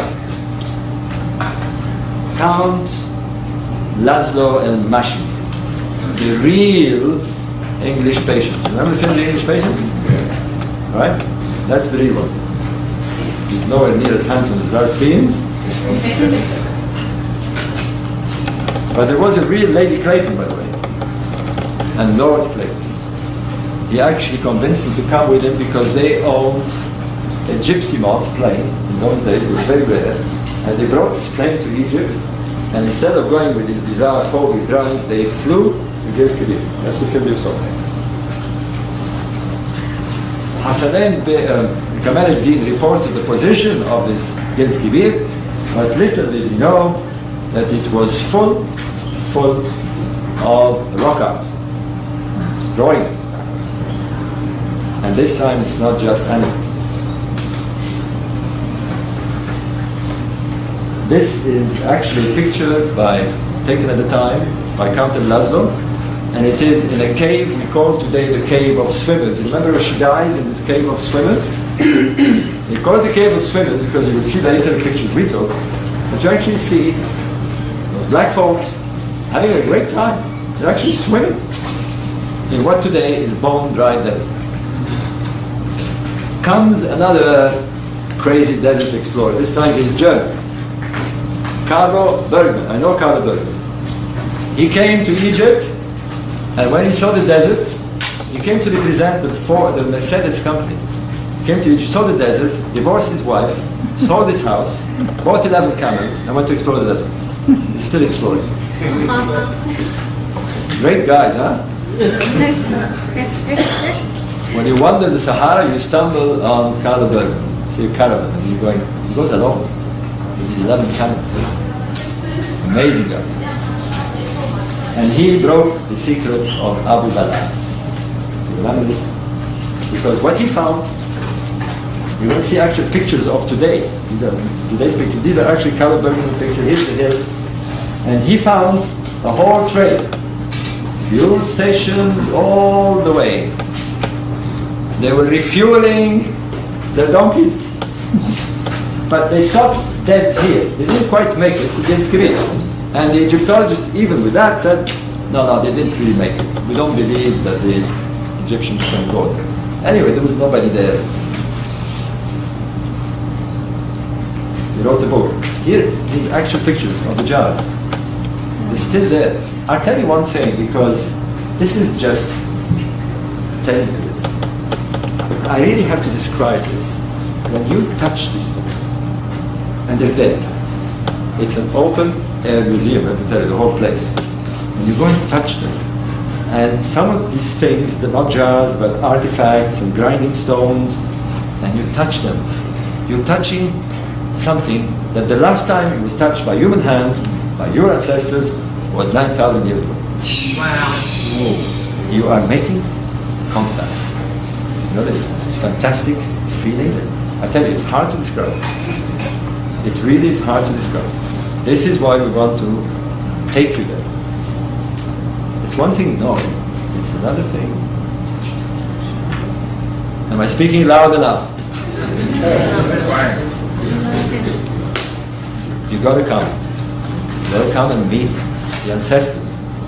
They're there. And you will see them now. The jars. Abu Balas jars. Here is Carlo Bergman. He took a bad cold. He was with his camels in the middle of winter. The desert was really cold. And he was in hospital. And a friend of mine, Mahmoud Arai, who made the most stunning discovery you're going to see, told me, come and meet Carlo. He wants to see you. He read his book. And we all go to the hospital. And he's coughing. And he said, you got to go back to Munich. He said, no, I've got my 11 camels. I'm going to take some antibiotics. And off I go. What an amazing guy. The last of the great explorers. These are the guys. Not the guys with trowels and they go like this. And, these are the guys who do it. Everybody can do it. I tell you, this is great fun. It's terrific. You love it. Anyway, Mahmoud Barai. Mahmoud Barai is an Egyptian, a chemistry teacher. And he, like Carol Bergman, said, but enough of chemistry, enough of students, I'm going to go and explore the desert. I need money, like all these projects need money, so he found a sponsor who was very keen, and of all people it turned out to be a Maltese businessman, a fellow called Mark Browder, which you will read, another amazing last of the explorers. He is wandering the desert alone to help humanity know itself. Great guy. Confirmed bachelor. No house, not a lot of money. He made a fortune with a factory. No money, no wife, desert.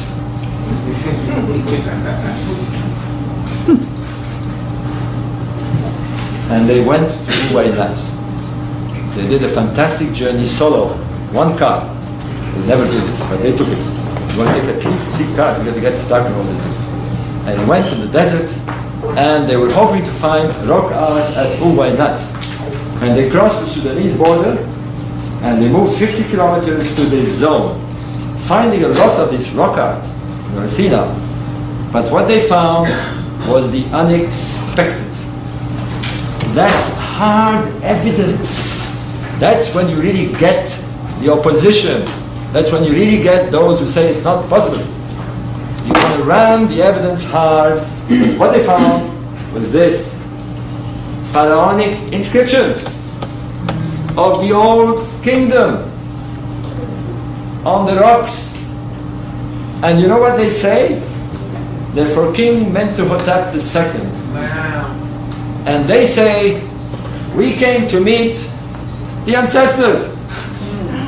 We came to meet the people of Yam. 2 places. It's the Yam and Techebet.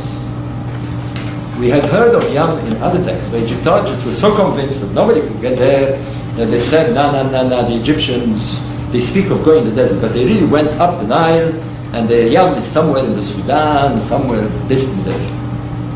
No, they went there in the south extreme of Egypt to Uwailat to meet their ancestors. You want to see them?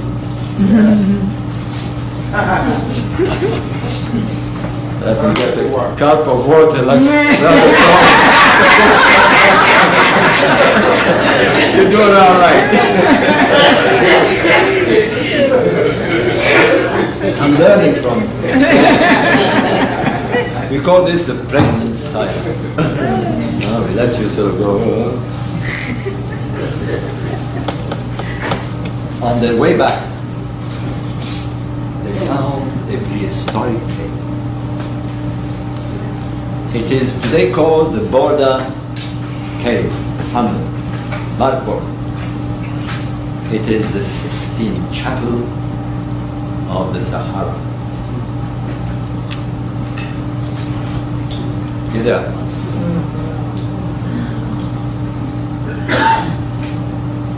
Let's not mince words here. They're black African people. Wonderful. This is just one picture. Thousands of pictures. Look carefully. Look. This is a lovely sister sitting down doing something, wearing some amazing headgear. Or you see it here? Mm-hmm. She's in a house. This is 9,000 years ago.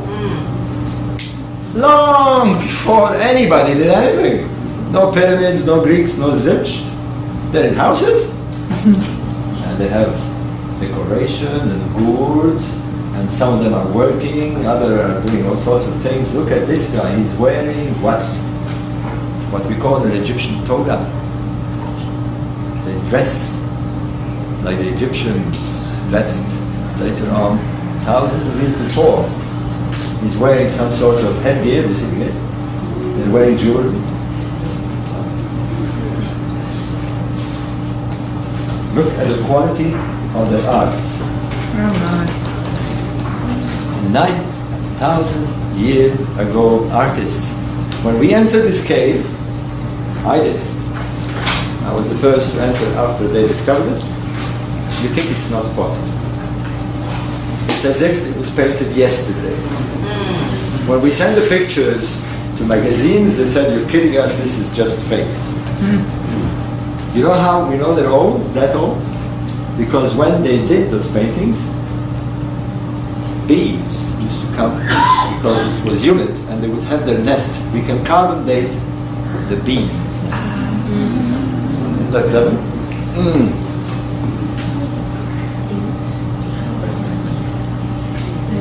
I just had to go there and see it, right? You have to go and see this. And so we undertook an expedition with Mahmoud Barai. I tell you what I wanted to see, because I'm one of those guys. I have to. I'm St. Thomas here. I was worried that maybe the photograph they took wasn't quite. I don't know. Let me go and see this. We undertook an amazing journey in 2008.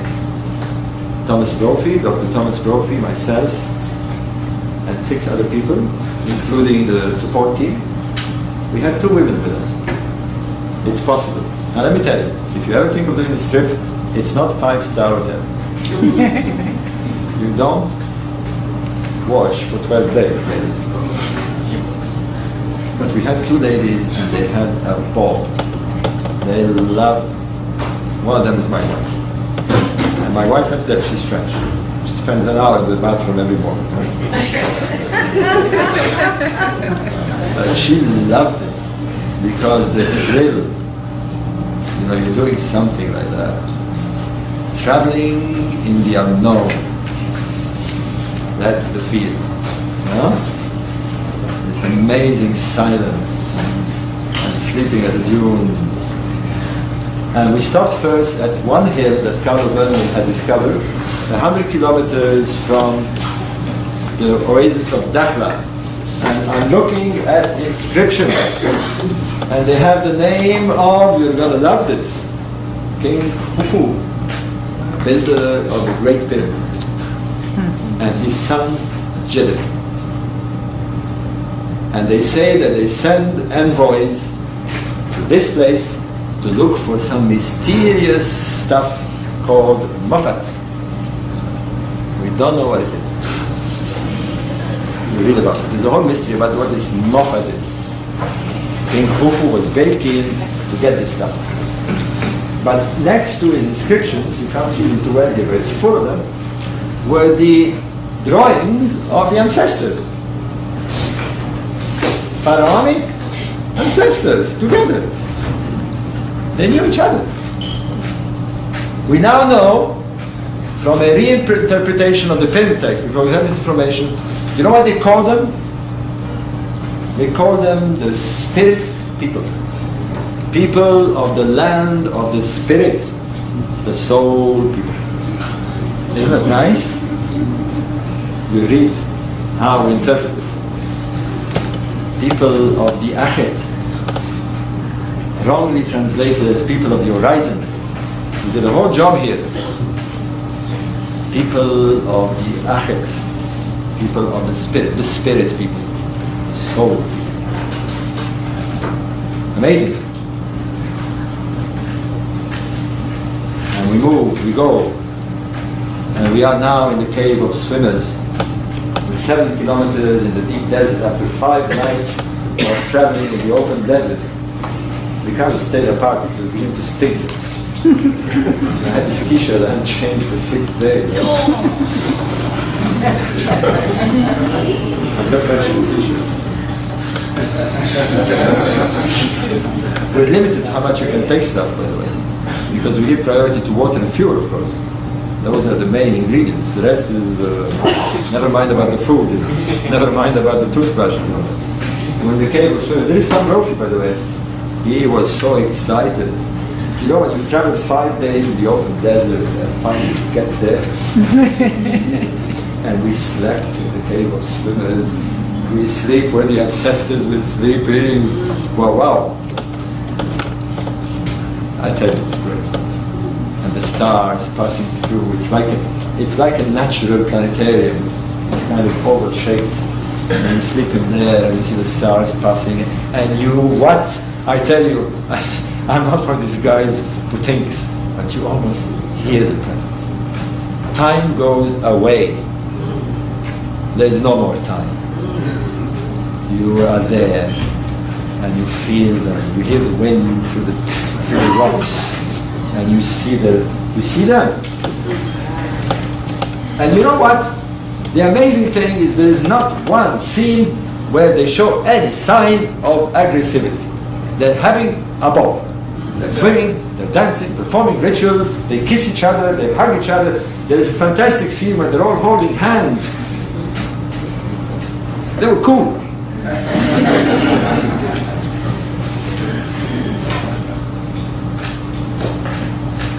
They are you. And then we go to the mysterious awareness. The mysterious awareness. Somebody's saying we can't. We're there and it's late. And Mahmoud Arai said, no, you don't want to get there at night. You can get lost easy. And the urge to go there. The urge to land on this place. So we camped. And we spent the whole night, nobody could sleep. We spent the whole night around the campfire and we're talking. You can't believe the conversation we're having by then. And we're talking about eternity and the stars and the past and who we are. You really get into it here.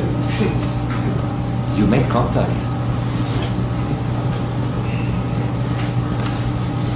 And there's Mahmoud Arai pointing to this rock, and it's there. The inscriptions are there. You see other pictures in the book, so I'm skipping. But, okay, you've seen them. But are they the ones who really went to the Nile and created the pharaonic civilization? Napta Playa. I'm okay on time, no? Yeah, you're good. Napta Playa. Napta Playa is the key. Napta Playa is the evidence. Napta Playa is what will change and has changed everything. Because there is the evidence that these ancestors are the originators of the pharaonic civilization. I want you to remember here, I'm not going to show you the picture, I want you to remember the pyramids, you remember their message, and Orion, and Sirius, and 10,500 BC, and this is the first time, and all this. It's a message for us. Go and look for the ancestors. Because you were received. Now this is what happened. In 1974, actually strange enough, as fate would have it, was Sheikh Anta Diop was giving his famous conference in Cairo. And when he produced all this evidence, melanin, linguistic evidence, and they poo-pooed him. They sent him away at exactly the time when he was doing this. A group of American and Polish anthropologists calling themselves the Combined Prehistoric Expedition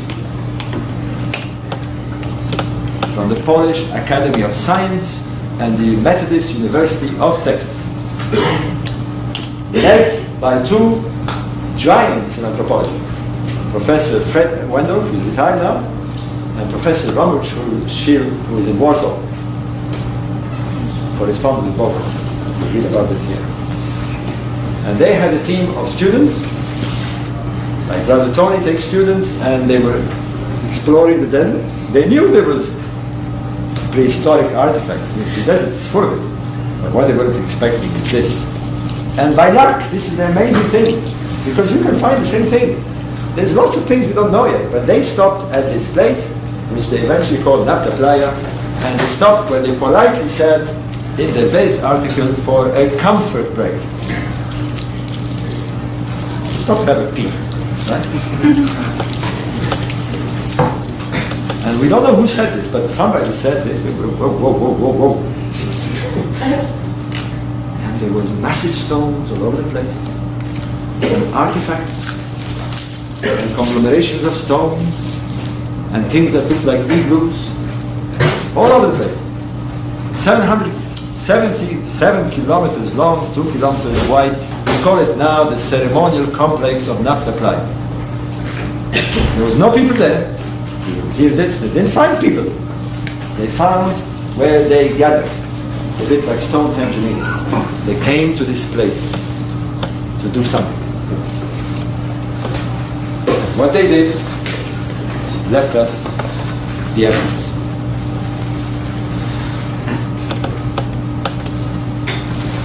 They left, doesn't look too much here. I like to compare this to something because a lot of people said when this was announced, it took, this is the weird thing, Tony and I are mystified by this. They discovered the place in 1974 and they didn't realize that this had astronomical qualities till 1997.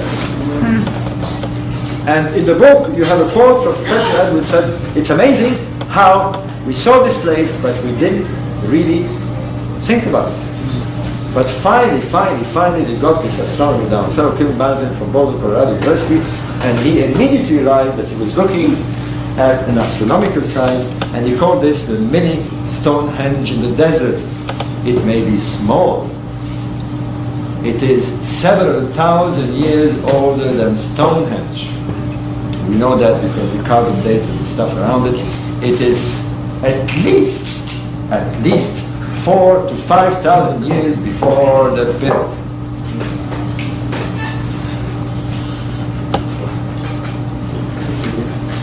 But that's what the anthropologists were baffled at first, is when they started excavating these tumuli, they were surprised. They thought maybe we were going to find some bodies under there.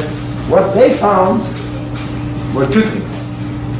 You can find the pictures in the book, but one of the mysterious things they found is they found that these people, and we don't know why, moved massive stones, like the pyramid builders, and they buried them 3 meters underground. They carved them in strange shapes. Here's one of them. One of them we call the cow stone. It kind of looks fake. You know why we call it the cow stone? Because in other places we found cows buried. Cows buried, complete, in ceremonial setting. They all look south and they all have beads, and very clearly they had begun to develop, maybe they had already well developed, a Hathorian cult. The cult of the cows, but the cult of the stars. Huge stones all over the place. This one you see, look at the car. 25 to 30 ton blocks moved in this desert. Here is the mystery for you guys to take over. We still haven't physically found the people. But there, somewhere, the tombs unfound. Not one. Because they went away. The stone circle. Look where it is aligned to. Orion is better. Wow. They were tracking the 3 known constellations of the pyramid builders. Wow. Orion's better, Sirius, and the Big Dipper. Remember? They were doing this thousands of years before, and they weren't just aiming at them. They tracked them over the centuries. We have a center point where they shot lines of stones like spokes out of a bicycle wheel towards the north, towards the east, and they follow Orion's belt over the centuries. They were following the precession of the equinoxes. which to this day the scholars attribute the precession of the equinoxes to the Greeks in the 1st century.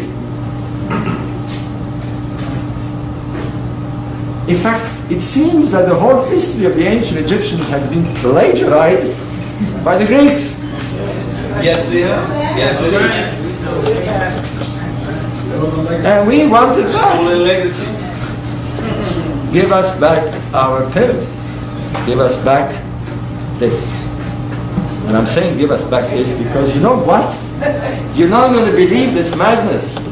They took away the stones. What? They did. And they took them to the No.1 Museum. And they messed up the alignments. Honest. And you know what else? They want to flood the area. They want to flood the whole area. To irrigate the desert, they tell us. Are we going to let them? No. We've written to UNESCO, we've written to the Supreme Council of Antiquities, and this is madness. Apart from the madness of trying to irrigate a desert that's been bone dry for millennia. Because you put water there, let me tell you, in the summer you count to 5 and it's gone. It's wasted. It's a crazy project. You know why this project exists? Because a lot of people make money out of it. It's like moving the pyramids to Central Park. They want to exploit the desert. They're not happy having a desert. They want to actually make money out of it. And what? To hell with these origins. To hell with this legacy. It's time to get angry, like in Wall Street. I'm getting angry. I'm a nice guy. Enough of this madness. It's priceless. It is the land of the ancestors of the human race. Yes. Tony, that's why we're getting together. Can't fight this alone. Right. Need help. Need voices. We need voice. Here is me measuring the alignments. Here is, let's go, here is measuring the solstitial alignments. You can't believe the feel of this place. They had clocks, sundials long before the Greeks even thought about it. The Greeks weren't even existing. They weren't even living in caves then.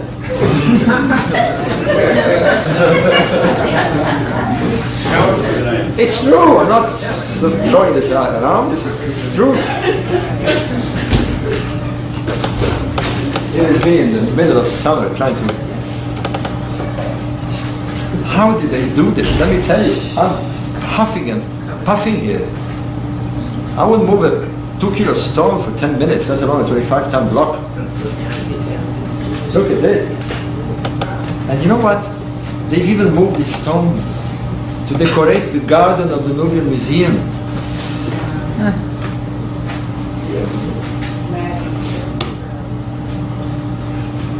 Thank you very much.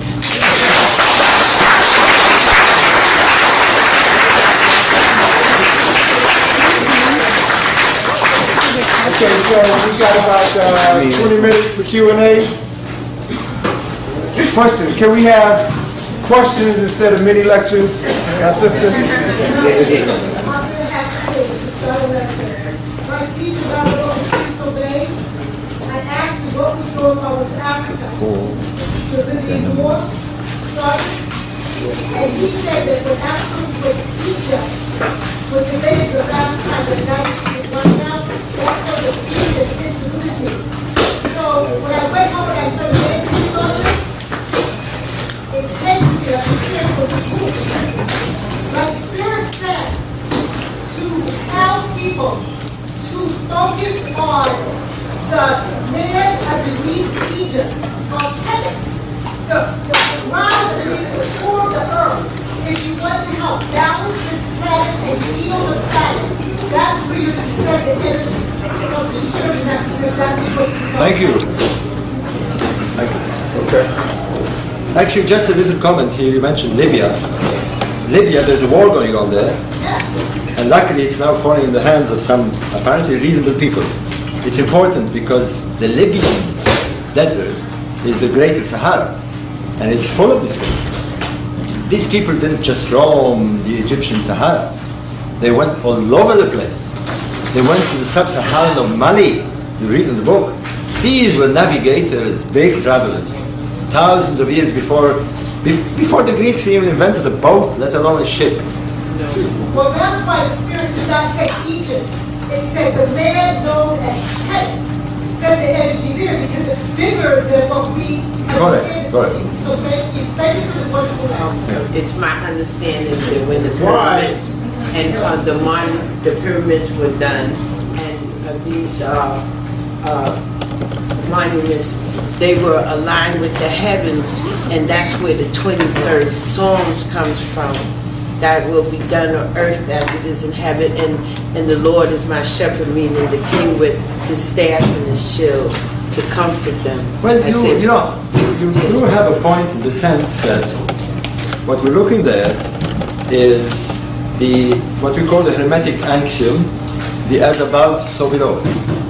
But I don't want to take it away and say it is the Hebrews or the New Testament, because we know it was there in ancient China. But it was there, I'm saying it was there before, that's been plagiarized. Yeah. They took all this, like you said, you couldn't even stay in the desert and build anything, and neither could the Hebrews or the Jews. It's all a lie. Okay. It's plagiarized. Let me just say this statement, so real today. I was in Wall Street yesterday. There's a lot of angry people there. They are a bit confused as to what they want to achieve. It's true.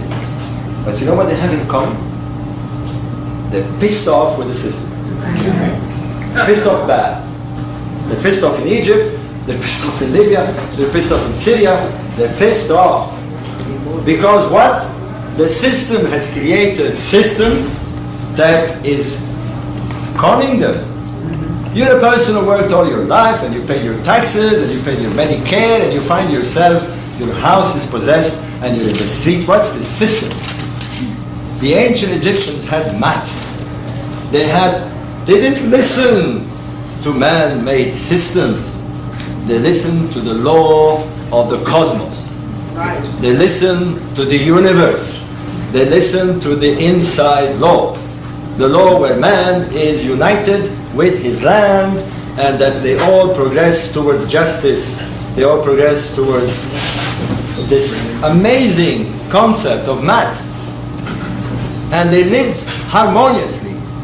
We've seen them from 10,000 years now, we can see them. Untouched, harmoniously, wonderful art, wonderful exploits, the pyramids, the temples, all this, until who came? The Romans.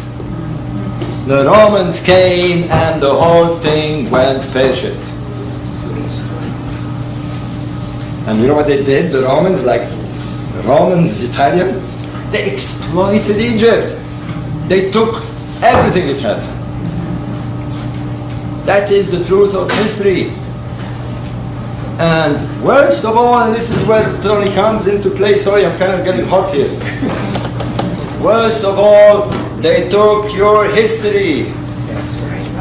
Because it's okay to take your stuff, but if they take your history, they've taken your soul. Right.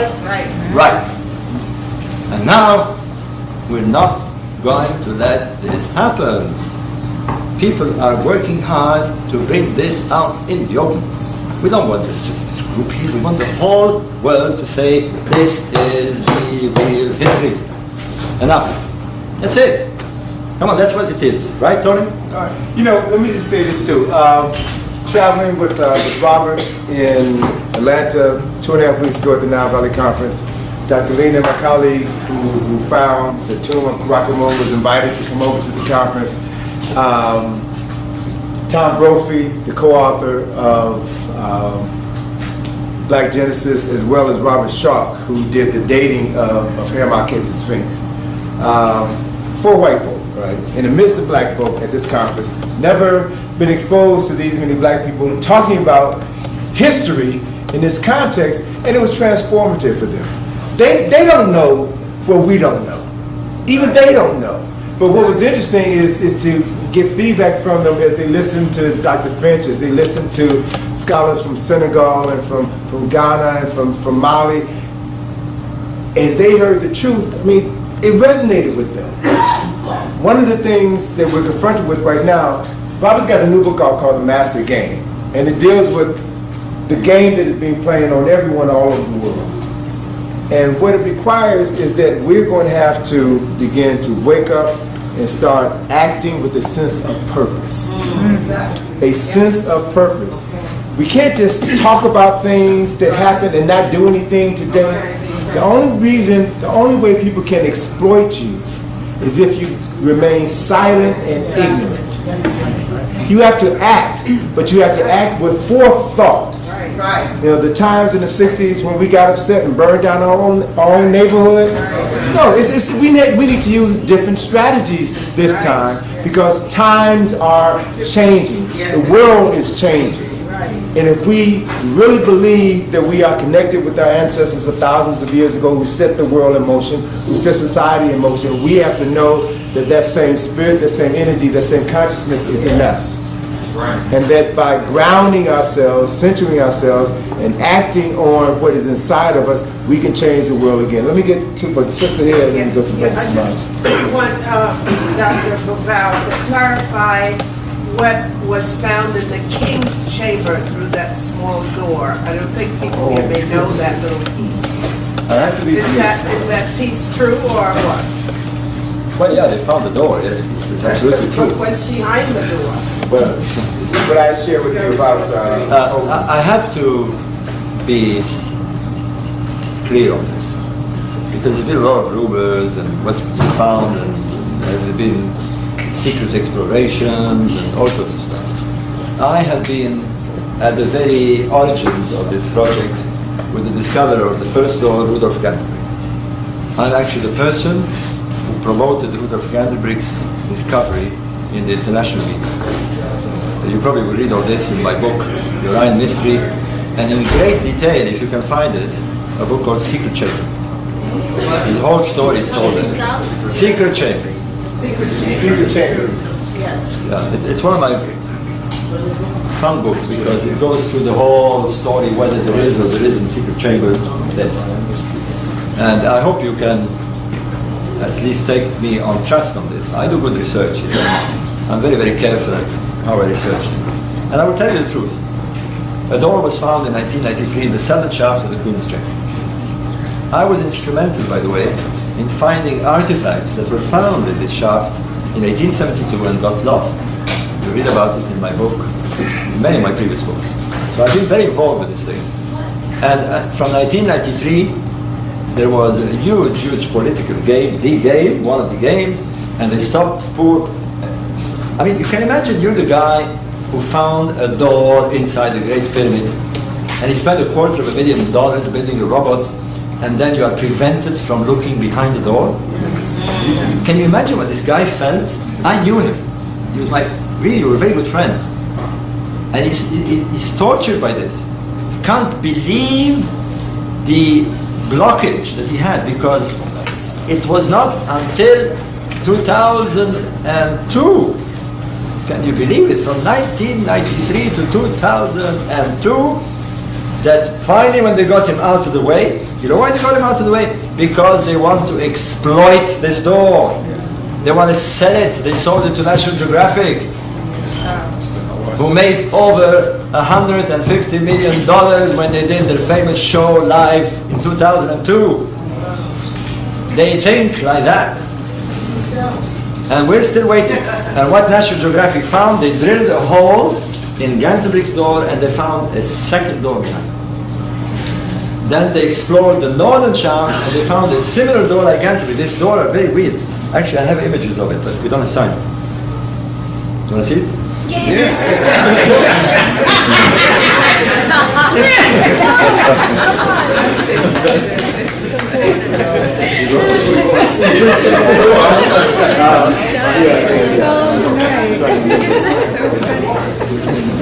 Actually, I finished 15 minutes before though. Yeah. I'm not sure which one it is. I've got the file. There's a file called Shaft Story. The file, not the image. No, I don't know if I have that one. I don't know if you gave me that one. The Shaft Story. That's a nice picture. Never mind. Well, I see it there.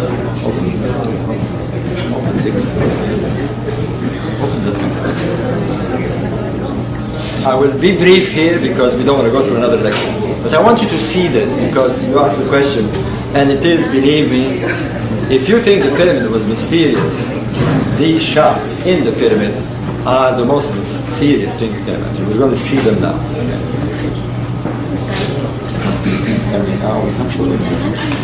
Yeah.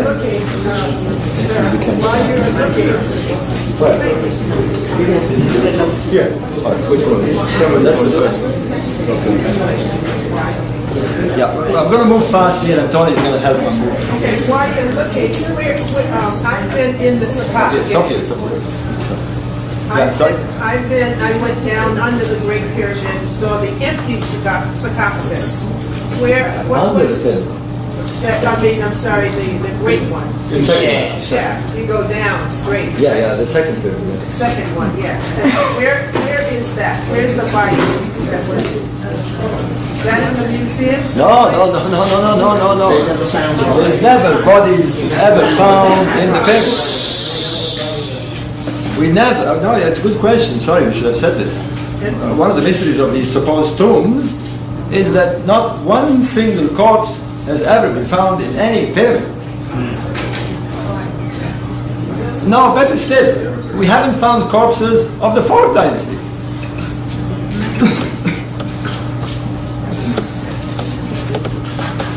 This tomb theory doesn't work. But anyway, let's go to the shots.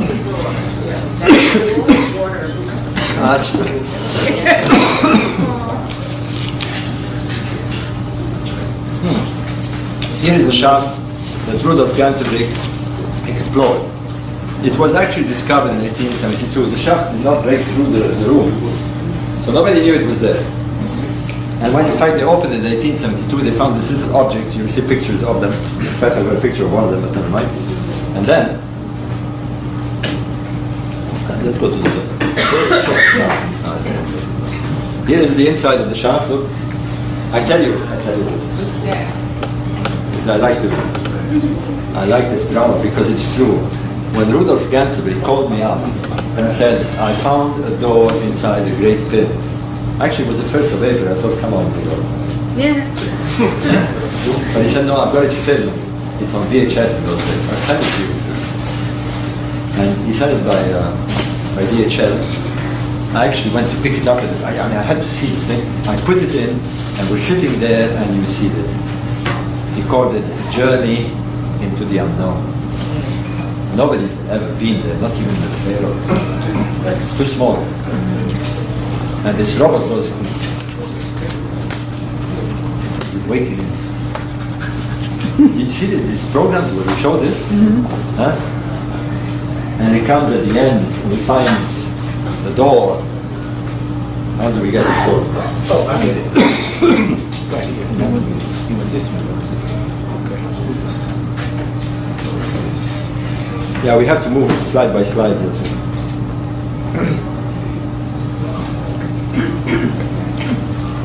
When I saw this for the first time, oh, thank you.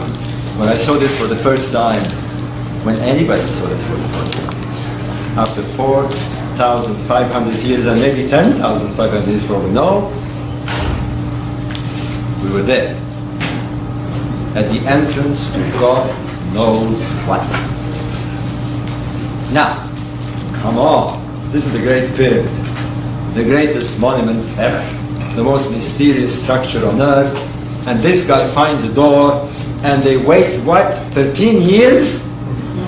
What's wrong with these people?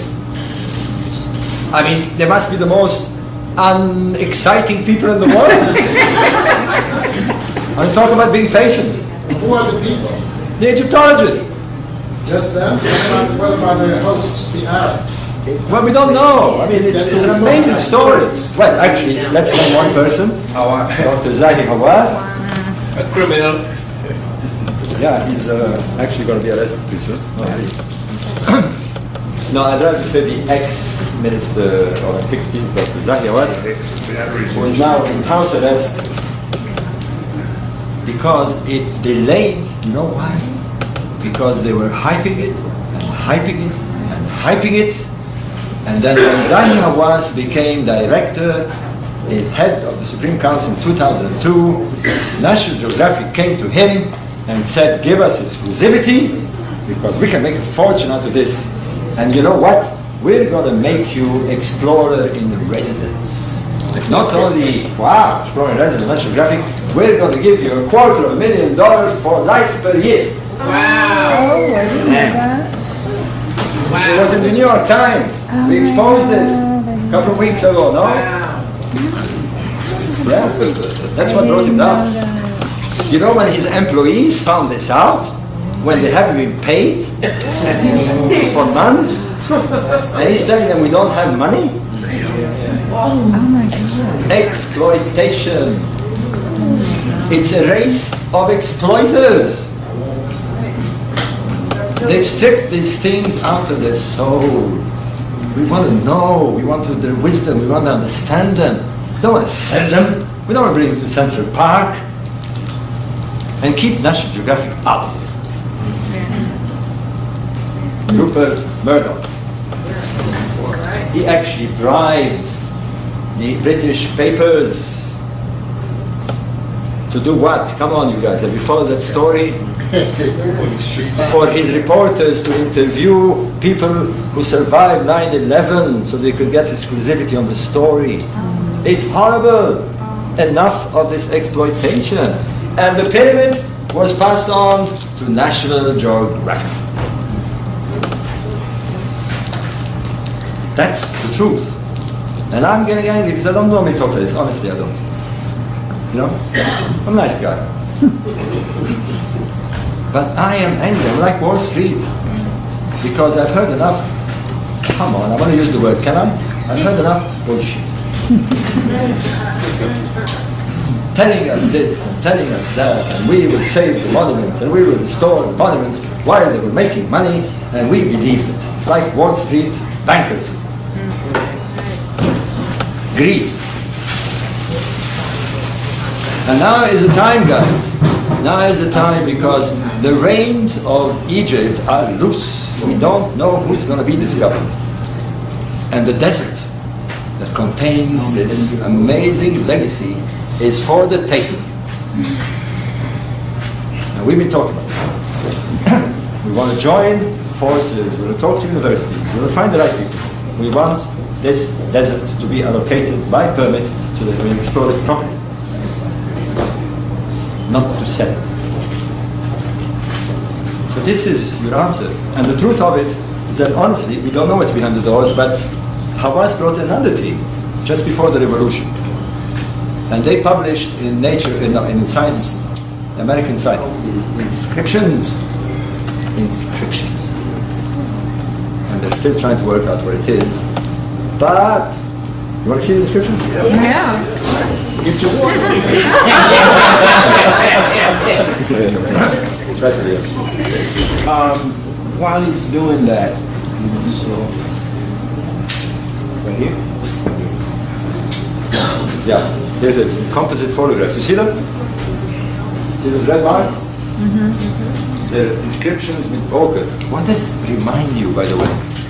Huh? Of the rock art you saw in the Waynat? Huh? And they're very mysterious. Very mysterious. You can't find, and some hieroglyphian said it belongs to a different language. Different what? Language. And another one, an Italian mathematician, found the language of science. He says, no. They are numbers. And when he managed to decipher these three, he found the number 121. 121. 121 is 11 times 11. 11. Hold on. The square root of 11. The pyramid is designed by that code. You find 11, the square root of 11 in all its design. And you know what? It is the distance of the door to the chamber. It's a code. And now we're waiting here. And we asked them for the original pictures. These are actually the pictures, but we want high resolution and we want publications. And they've gone again. And the whole thing is back into this darkness of confusion. I'll be on this slide. So this is the latest. Now, I know there's many Romans, they look behind the door, they found the statue, they found this, and they found that. It's not true. I mean, I wish they had. Yeah. How much time did that? Were you part of a group who formerly wrote the fingerprints of the guards, Graham Hancock? No, not me. I wrote many books with Graham Hancock, but I did not write fingerprints of the guards. Well, I'm not saying you wrote it, but my point is that those group of authors were refuting that the ancient Kemites or that any humans could have possibly built any of the pyramids that was on Earth. And that it had to been aliens, people from out of another planet? No, sir, I'm sorry. No, sir. You will never find the word alien in any of Graham Hancock's books or mine. In fact, I deplore who says this. Excuse me? I deplore who says this. Hey, the Greeks wanted to take your history, now they're going to give it to aliens? No, sir, I'm sorry. It is built by human hands. No, but I'm saying you never propagated that at no time whatsoever in history. Never read my books. But who has propagated this is Dr. Zahi Hawass. Yeah. He even Dr. Thomas Brophy, a scientist from NASA, and he called him a charlatan who propagates alien theories. Yes. Come on, they've been playing rubbish. It doesn't work anymore. You know why? You remember this film network? You remember it? Huh? When, what's his name? Peter Finch is up there with the god of the corporation, and he says, why me? And he says, because you're on TV, dummy. We beat them at their own game here. I've been on BBC, on NBC, on Fox Television, I'm actually on Discovery Channel on the 19th, watch it. How about this? They don't know where to look anymore. And Graham Hancock has been, and John West, and Robert Schoch. We're swamping them. We're no more these guys behind the desk that we can say they're charlatans and pyramidians and pyramidologists. Dr. Hawass is in house arrest, and I'm here talking to you. We're exposing all this rubbish. And you know what? I'm the only one to tell you about this. I'm the only one who promoted Rudolf Gantenbrink. I'm the only one who published this. Not one single Egyptologist lifted a finger to support Rudolf Gantenbrink. It is a disgrace, because they were afraid that Mr. Dr. Zahi Hawass will not give them licenses to work in Egypt. You've got to overcome fear. You won't be able to stand here and call the shots. Isn't religion behind the whole cover-up? All three Abrahamic religions behind the whole cover-up. All these people have religions. They go to church. The Jews, the Christians, the Muslims. They don't want any of this to be known. You missed one. Because it refutes all of this stuff. You missed one, actually, and we don't want to get into this, but Brother Tony and I have written a lot about this.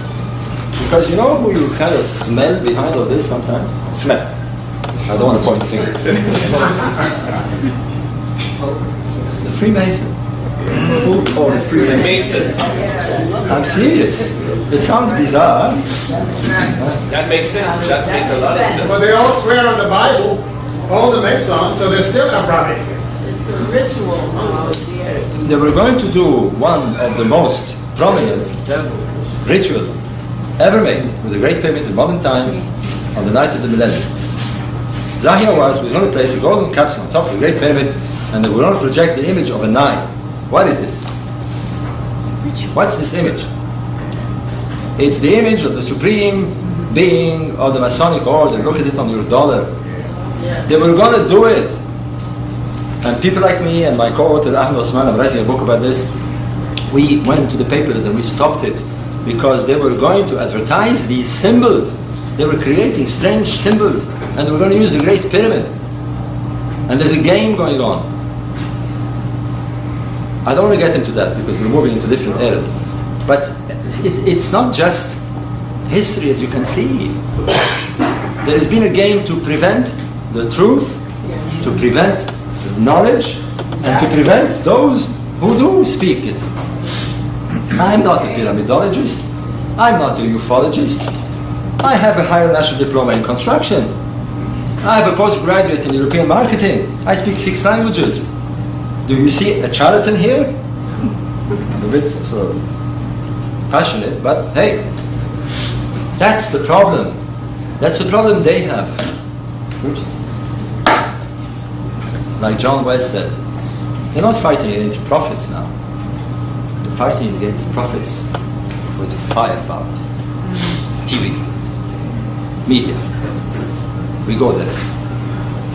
We want to bring all this out because that's when they're going to listen and get off their chairs and their ivory towers. We want to bring it out in the open. Don't fight it in academic journals, in Scientific American. Who reads Scientific American? Fight it outside. Come, make our day. And you're only going to come out, believe me, when you put it on TV. And not just any TV. You want it on NBC. You want it on ABC. You want it on BBC. Not History Channel, Discovery Channel who puts any old rubbish. Where you want it. That's where you want it, for people at the back. That's the game. And they've got people who know how to do this. They're in trouble. When John West and Robert Schoch brought out The Age of the Sphinx on TV in 1993, look what happened. The whole world got excited. And what did they try and do? They're charlatans, they're idiots, they don't know what they're talking. Schoch stood up in a conference at the AAA, the Geological Conference, and he presented his argument. One Egyptologist stood up and said, Mr. Schoch, not one single Egyptologist agrees with you. And you know what he said? He says, I don't care if 1 million Egyptologists do not agree with me. Truth is not democratic. Right, exactly. If this is right, it is right. And I'm talking science. You have to deal with science. Enough of this blah, blah, blah. Yeah, sorry. I'm getting heated up. I love this. I love this story. We have time. I'm Brother Tony. We're going to go. Why don't you go to school and learn hieroglyphics? We're having tea, by the way. We're friends in those days. Why don't you go and learn hieroglyphics? And I said, Dr. Hawass, I will. If you go to school and learn astronomy. Are you an astronomer? No, I'm not being cocky here, but the problem is this. I don't mean to make a personal attack. I just ask a question because I want to learn the hieroglyph, and I was wondering maybe you could direct me to the, I can't I'm not a... Yeah, I agree with you, and it's true, and it's a good question. And I can't reinvent the wheel all the time. Well, everybody can't be a master in so many fields. Believe me, there's 25 years of study behind this. I mean, you're hearing it in a 2-hour lecture, and there's a lot behind it. I've written 8 books on this. But to answer your first question, if I remember it well, is it's true that there is mention by many late chroniclers, the Greeks and the Arabs. The Arabs are the ones who took it away, I think. Well, the Arabs somehow say it was full of inscriptions, and the Greeks seem to say the same thing.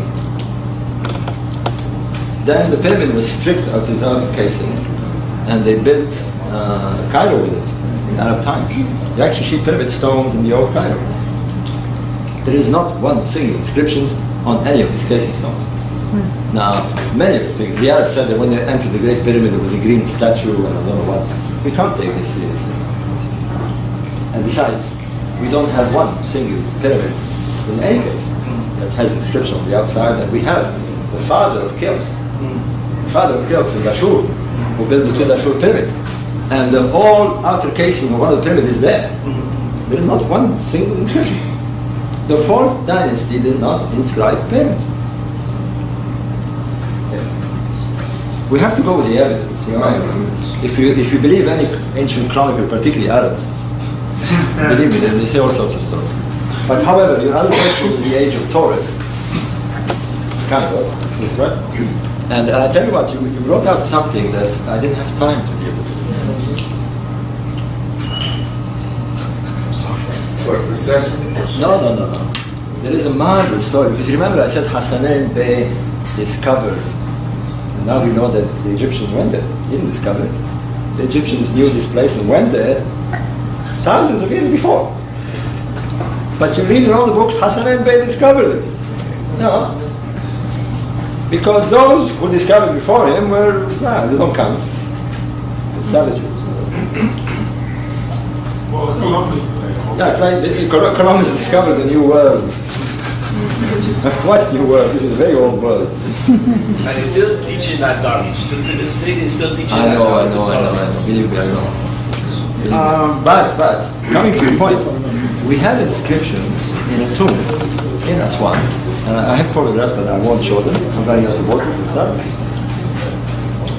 Where the governor of Aswan under the reign of Pepi II, a pyramid pharaoh, whose spirit is full of inscriptions. Pepi II, right? Who has his pyramid at Saqqara, right? Pepi II gave instructions from Memphis, the pyramid area, to the governor of Aswan, called Harkuf, to go and meet the people of Yam, these people. And Harkuf does 4 expeditions, and he reports his expeditions on his tomb. They're there for you to read, and there is no doubt that he went there. Read the inscriptions in my book. It's amazing. He went there, and he tells us he went there. He tells us how many donkeys he took, how long it took him, and how he met the people of Yam, and how he was glad to meet his ancestors and all that. And the Egyptologists have ignored this again. They say no, it was impossible for him to go. No, he took a route. He did go a bit to the desert, but he took a route and he went, in fact, to the Nile, because that's where we say Yam was. You know this, trying to prove things by authority. No, the evidence is there. You read it on my book, the full translation of Harkuf's statements. And when you read it, you say it's impossible that Egyptologists did not realize that the ancient Egyptians of the Pyramid Age were going there. And Mentuhotep is a follower of the 12th dynasty of the Pyramid Age, at the end of the Pyramid Age. And his name is there. And King Khufu's name, you've seen it. Look in the book, we have pictures. It's there, it's in King Khufu of the Great Pyramid. And now we begin to think that they went even before the Pyramid Age. Why? Because they knew their ancestors were there, and they made contact, and they would go. Now, because we read the pyramid text correctly, they went on pilgrimage. Like the Irish here go to Ireland because they want to see their ancestors. And like you guys will go to Africa. That's what they did. And that's what they tell us. And that's what the Egyptologists say, it's a lot of mumbo jumbo. And this, where's my book, says it's not. Because the evidence is there. You win at this game. Listen, I've been at it for 25 years. You're not going to get them agreeing with you until you ram it down their throat. And you're going to ram it down with facts. Things they can touch. Things they can see. You remember Groucho Marx when he said, you believe what I'm telling you? What you're seeing with your own eyes? I'm not just telling you this, I'm showing you this. You can go and touch it yourself. Finito, nada, no more arguments. That's when you bring it to checkmate. And that is when, and I'm pleased to say, I'm running, I'm taking more of my time. When you're really going to do this properly, you're going to need a whole. No worry, I'm going to finish in 5 minutes. Here is my final point. Here it is. Finally, one senior Egyptologist. Anthropologists are coming out, no problem, they see it. Archaeoastronomers are coming out, they see it. Here is an archaeoastronomer, PhD. Geologists are coming out, they see it. Egyptologists still holding back. They don't want to change their books. But finally, one has come out. And you know what? She is the personal assistant of Dr. Hawass. Dr. Salima Ikram. And unfortunately, it's on my blog, her statement. She went on British television and said, not I think, not we think, the origins of the pharaonic civilization is by those people that were in the Sahara there before. She said it on British television a month ago. And if you want to read the quote, when my blog is working, because it's blog that my webmaster put it, kind of went down, you can find the quote. Salima Ikram. Salima Ikram is the head of the mummy section at the Cairo Museum.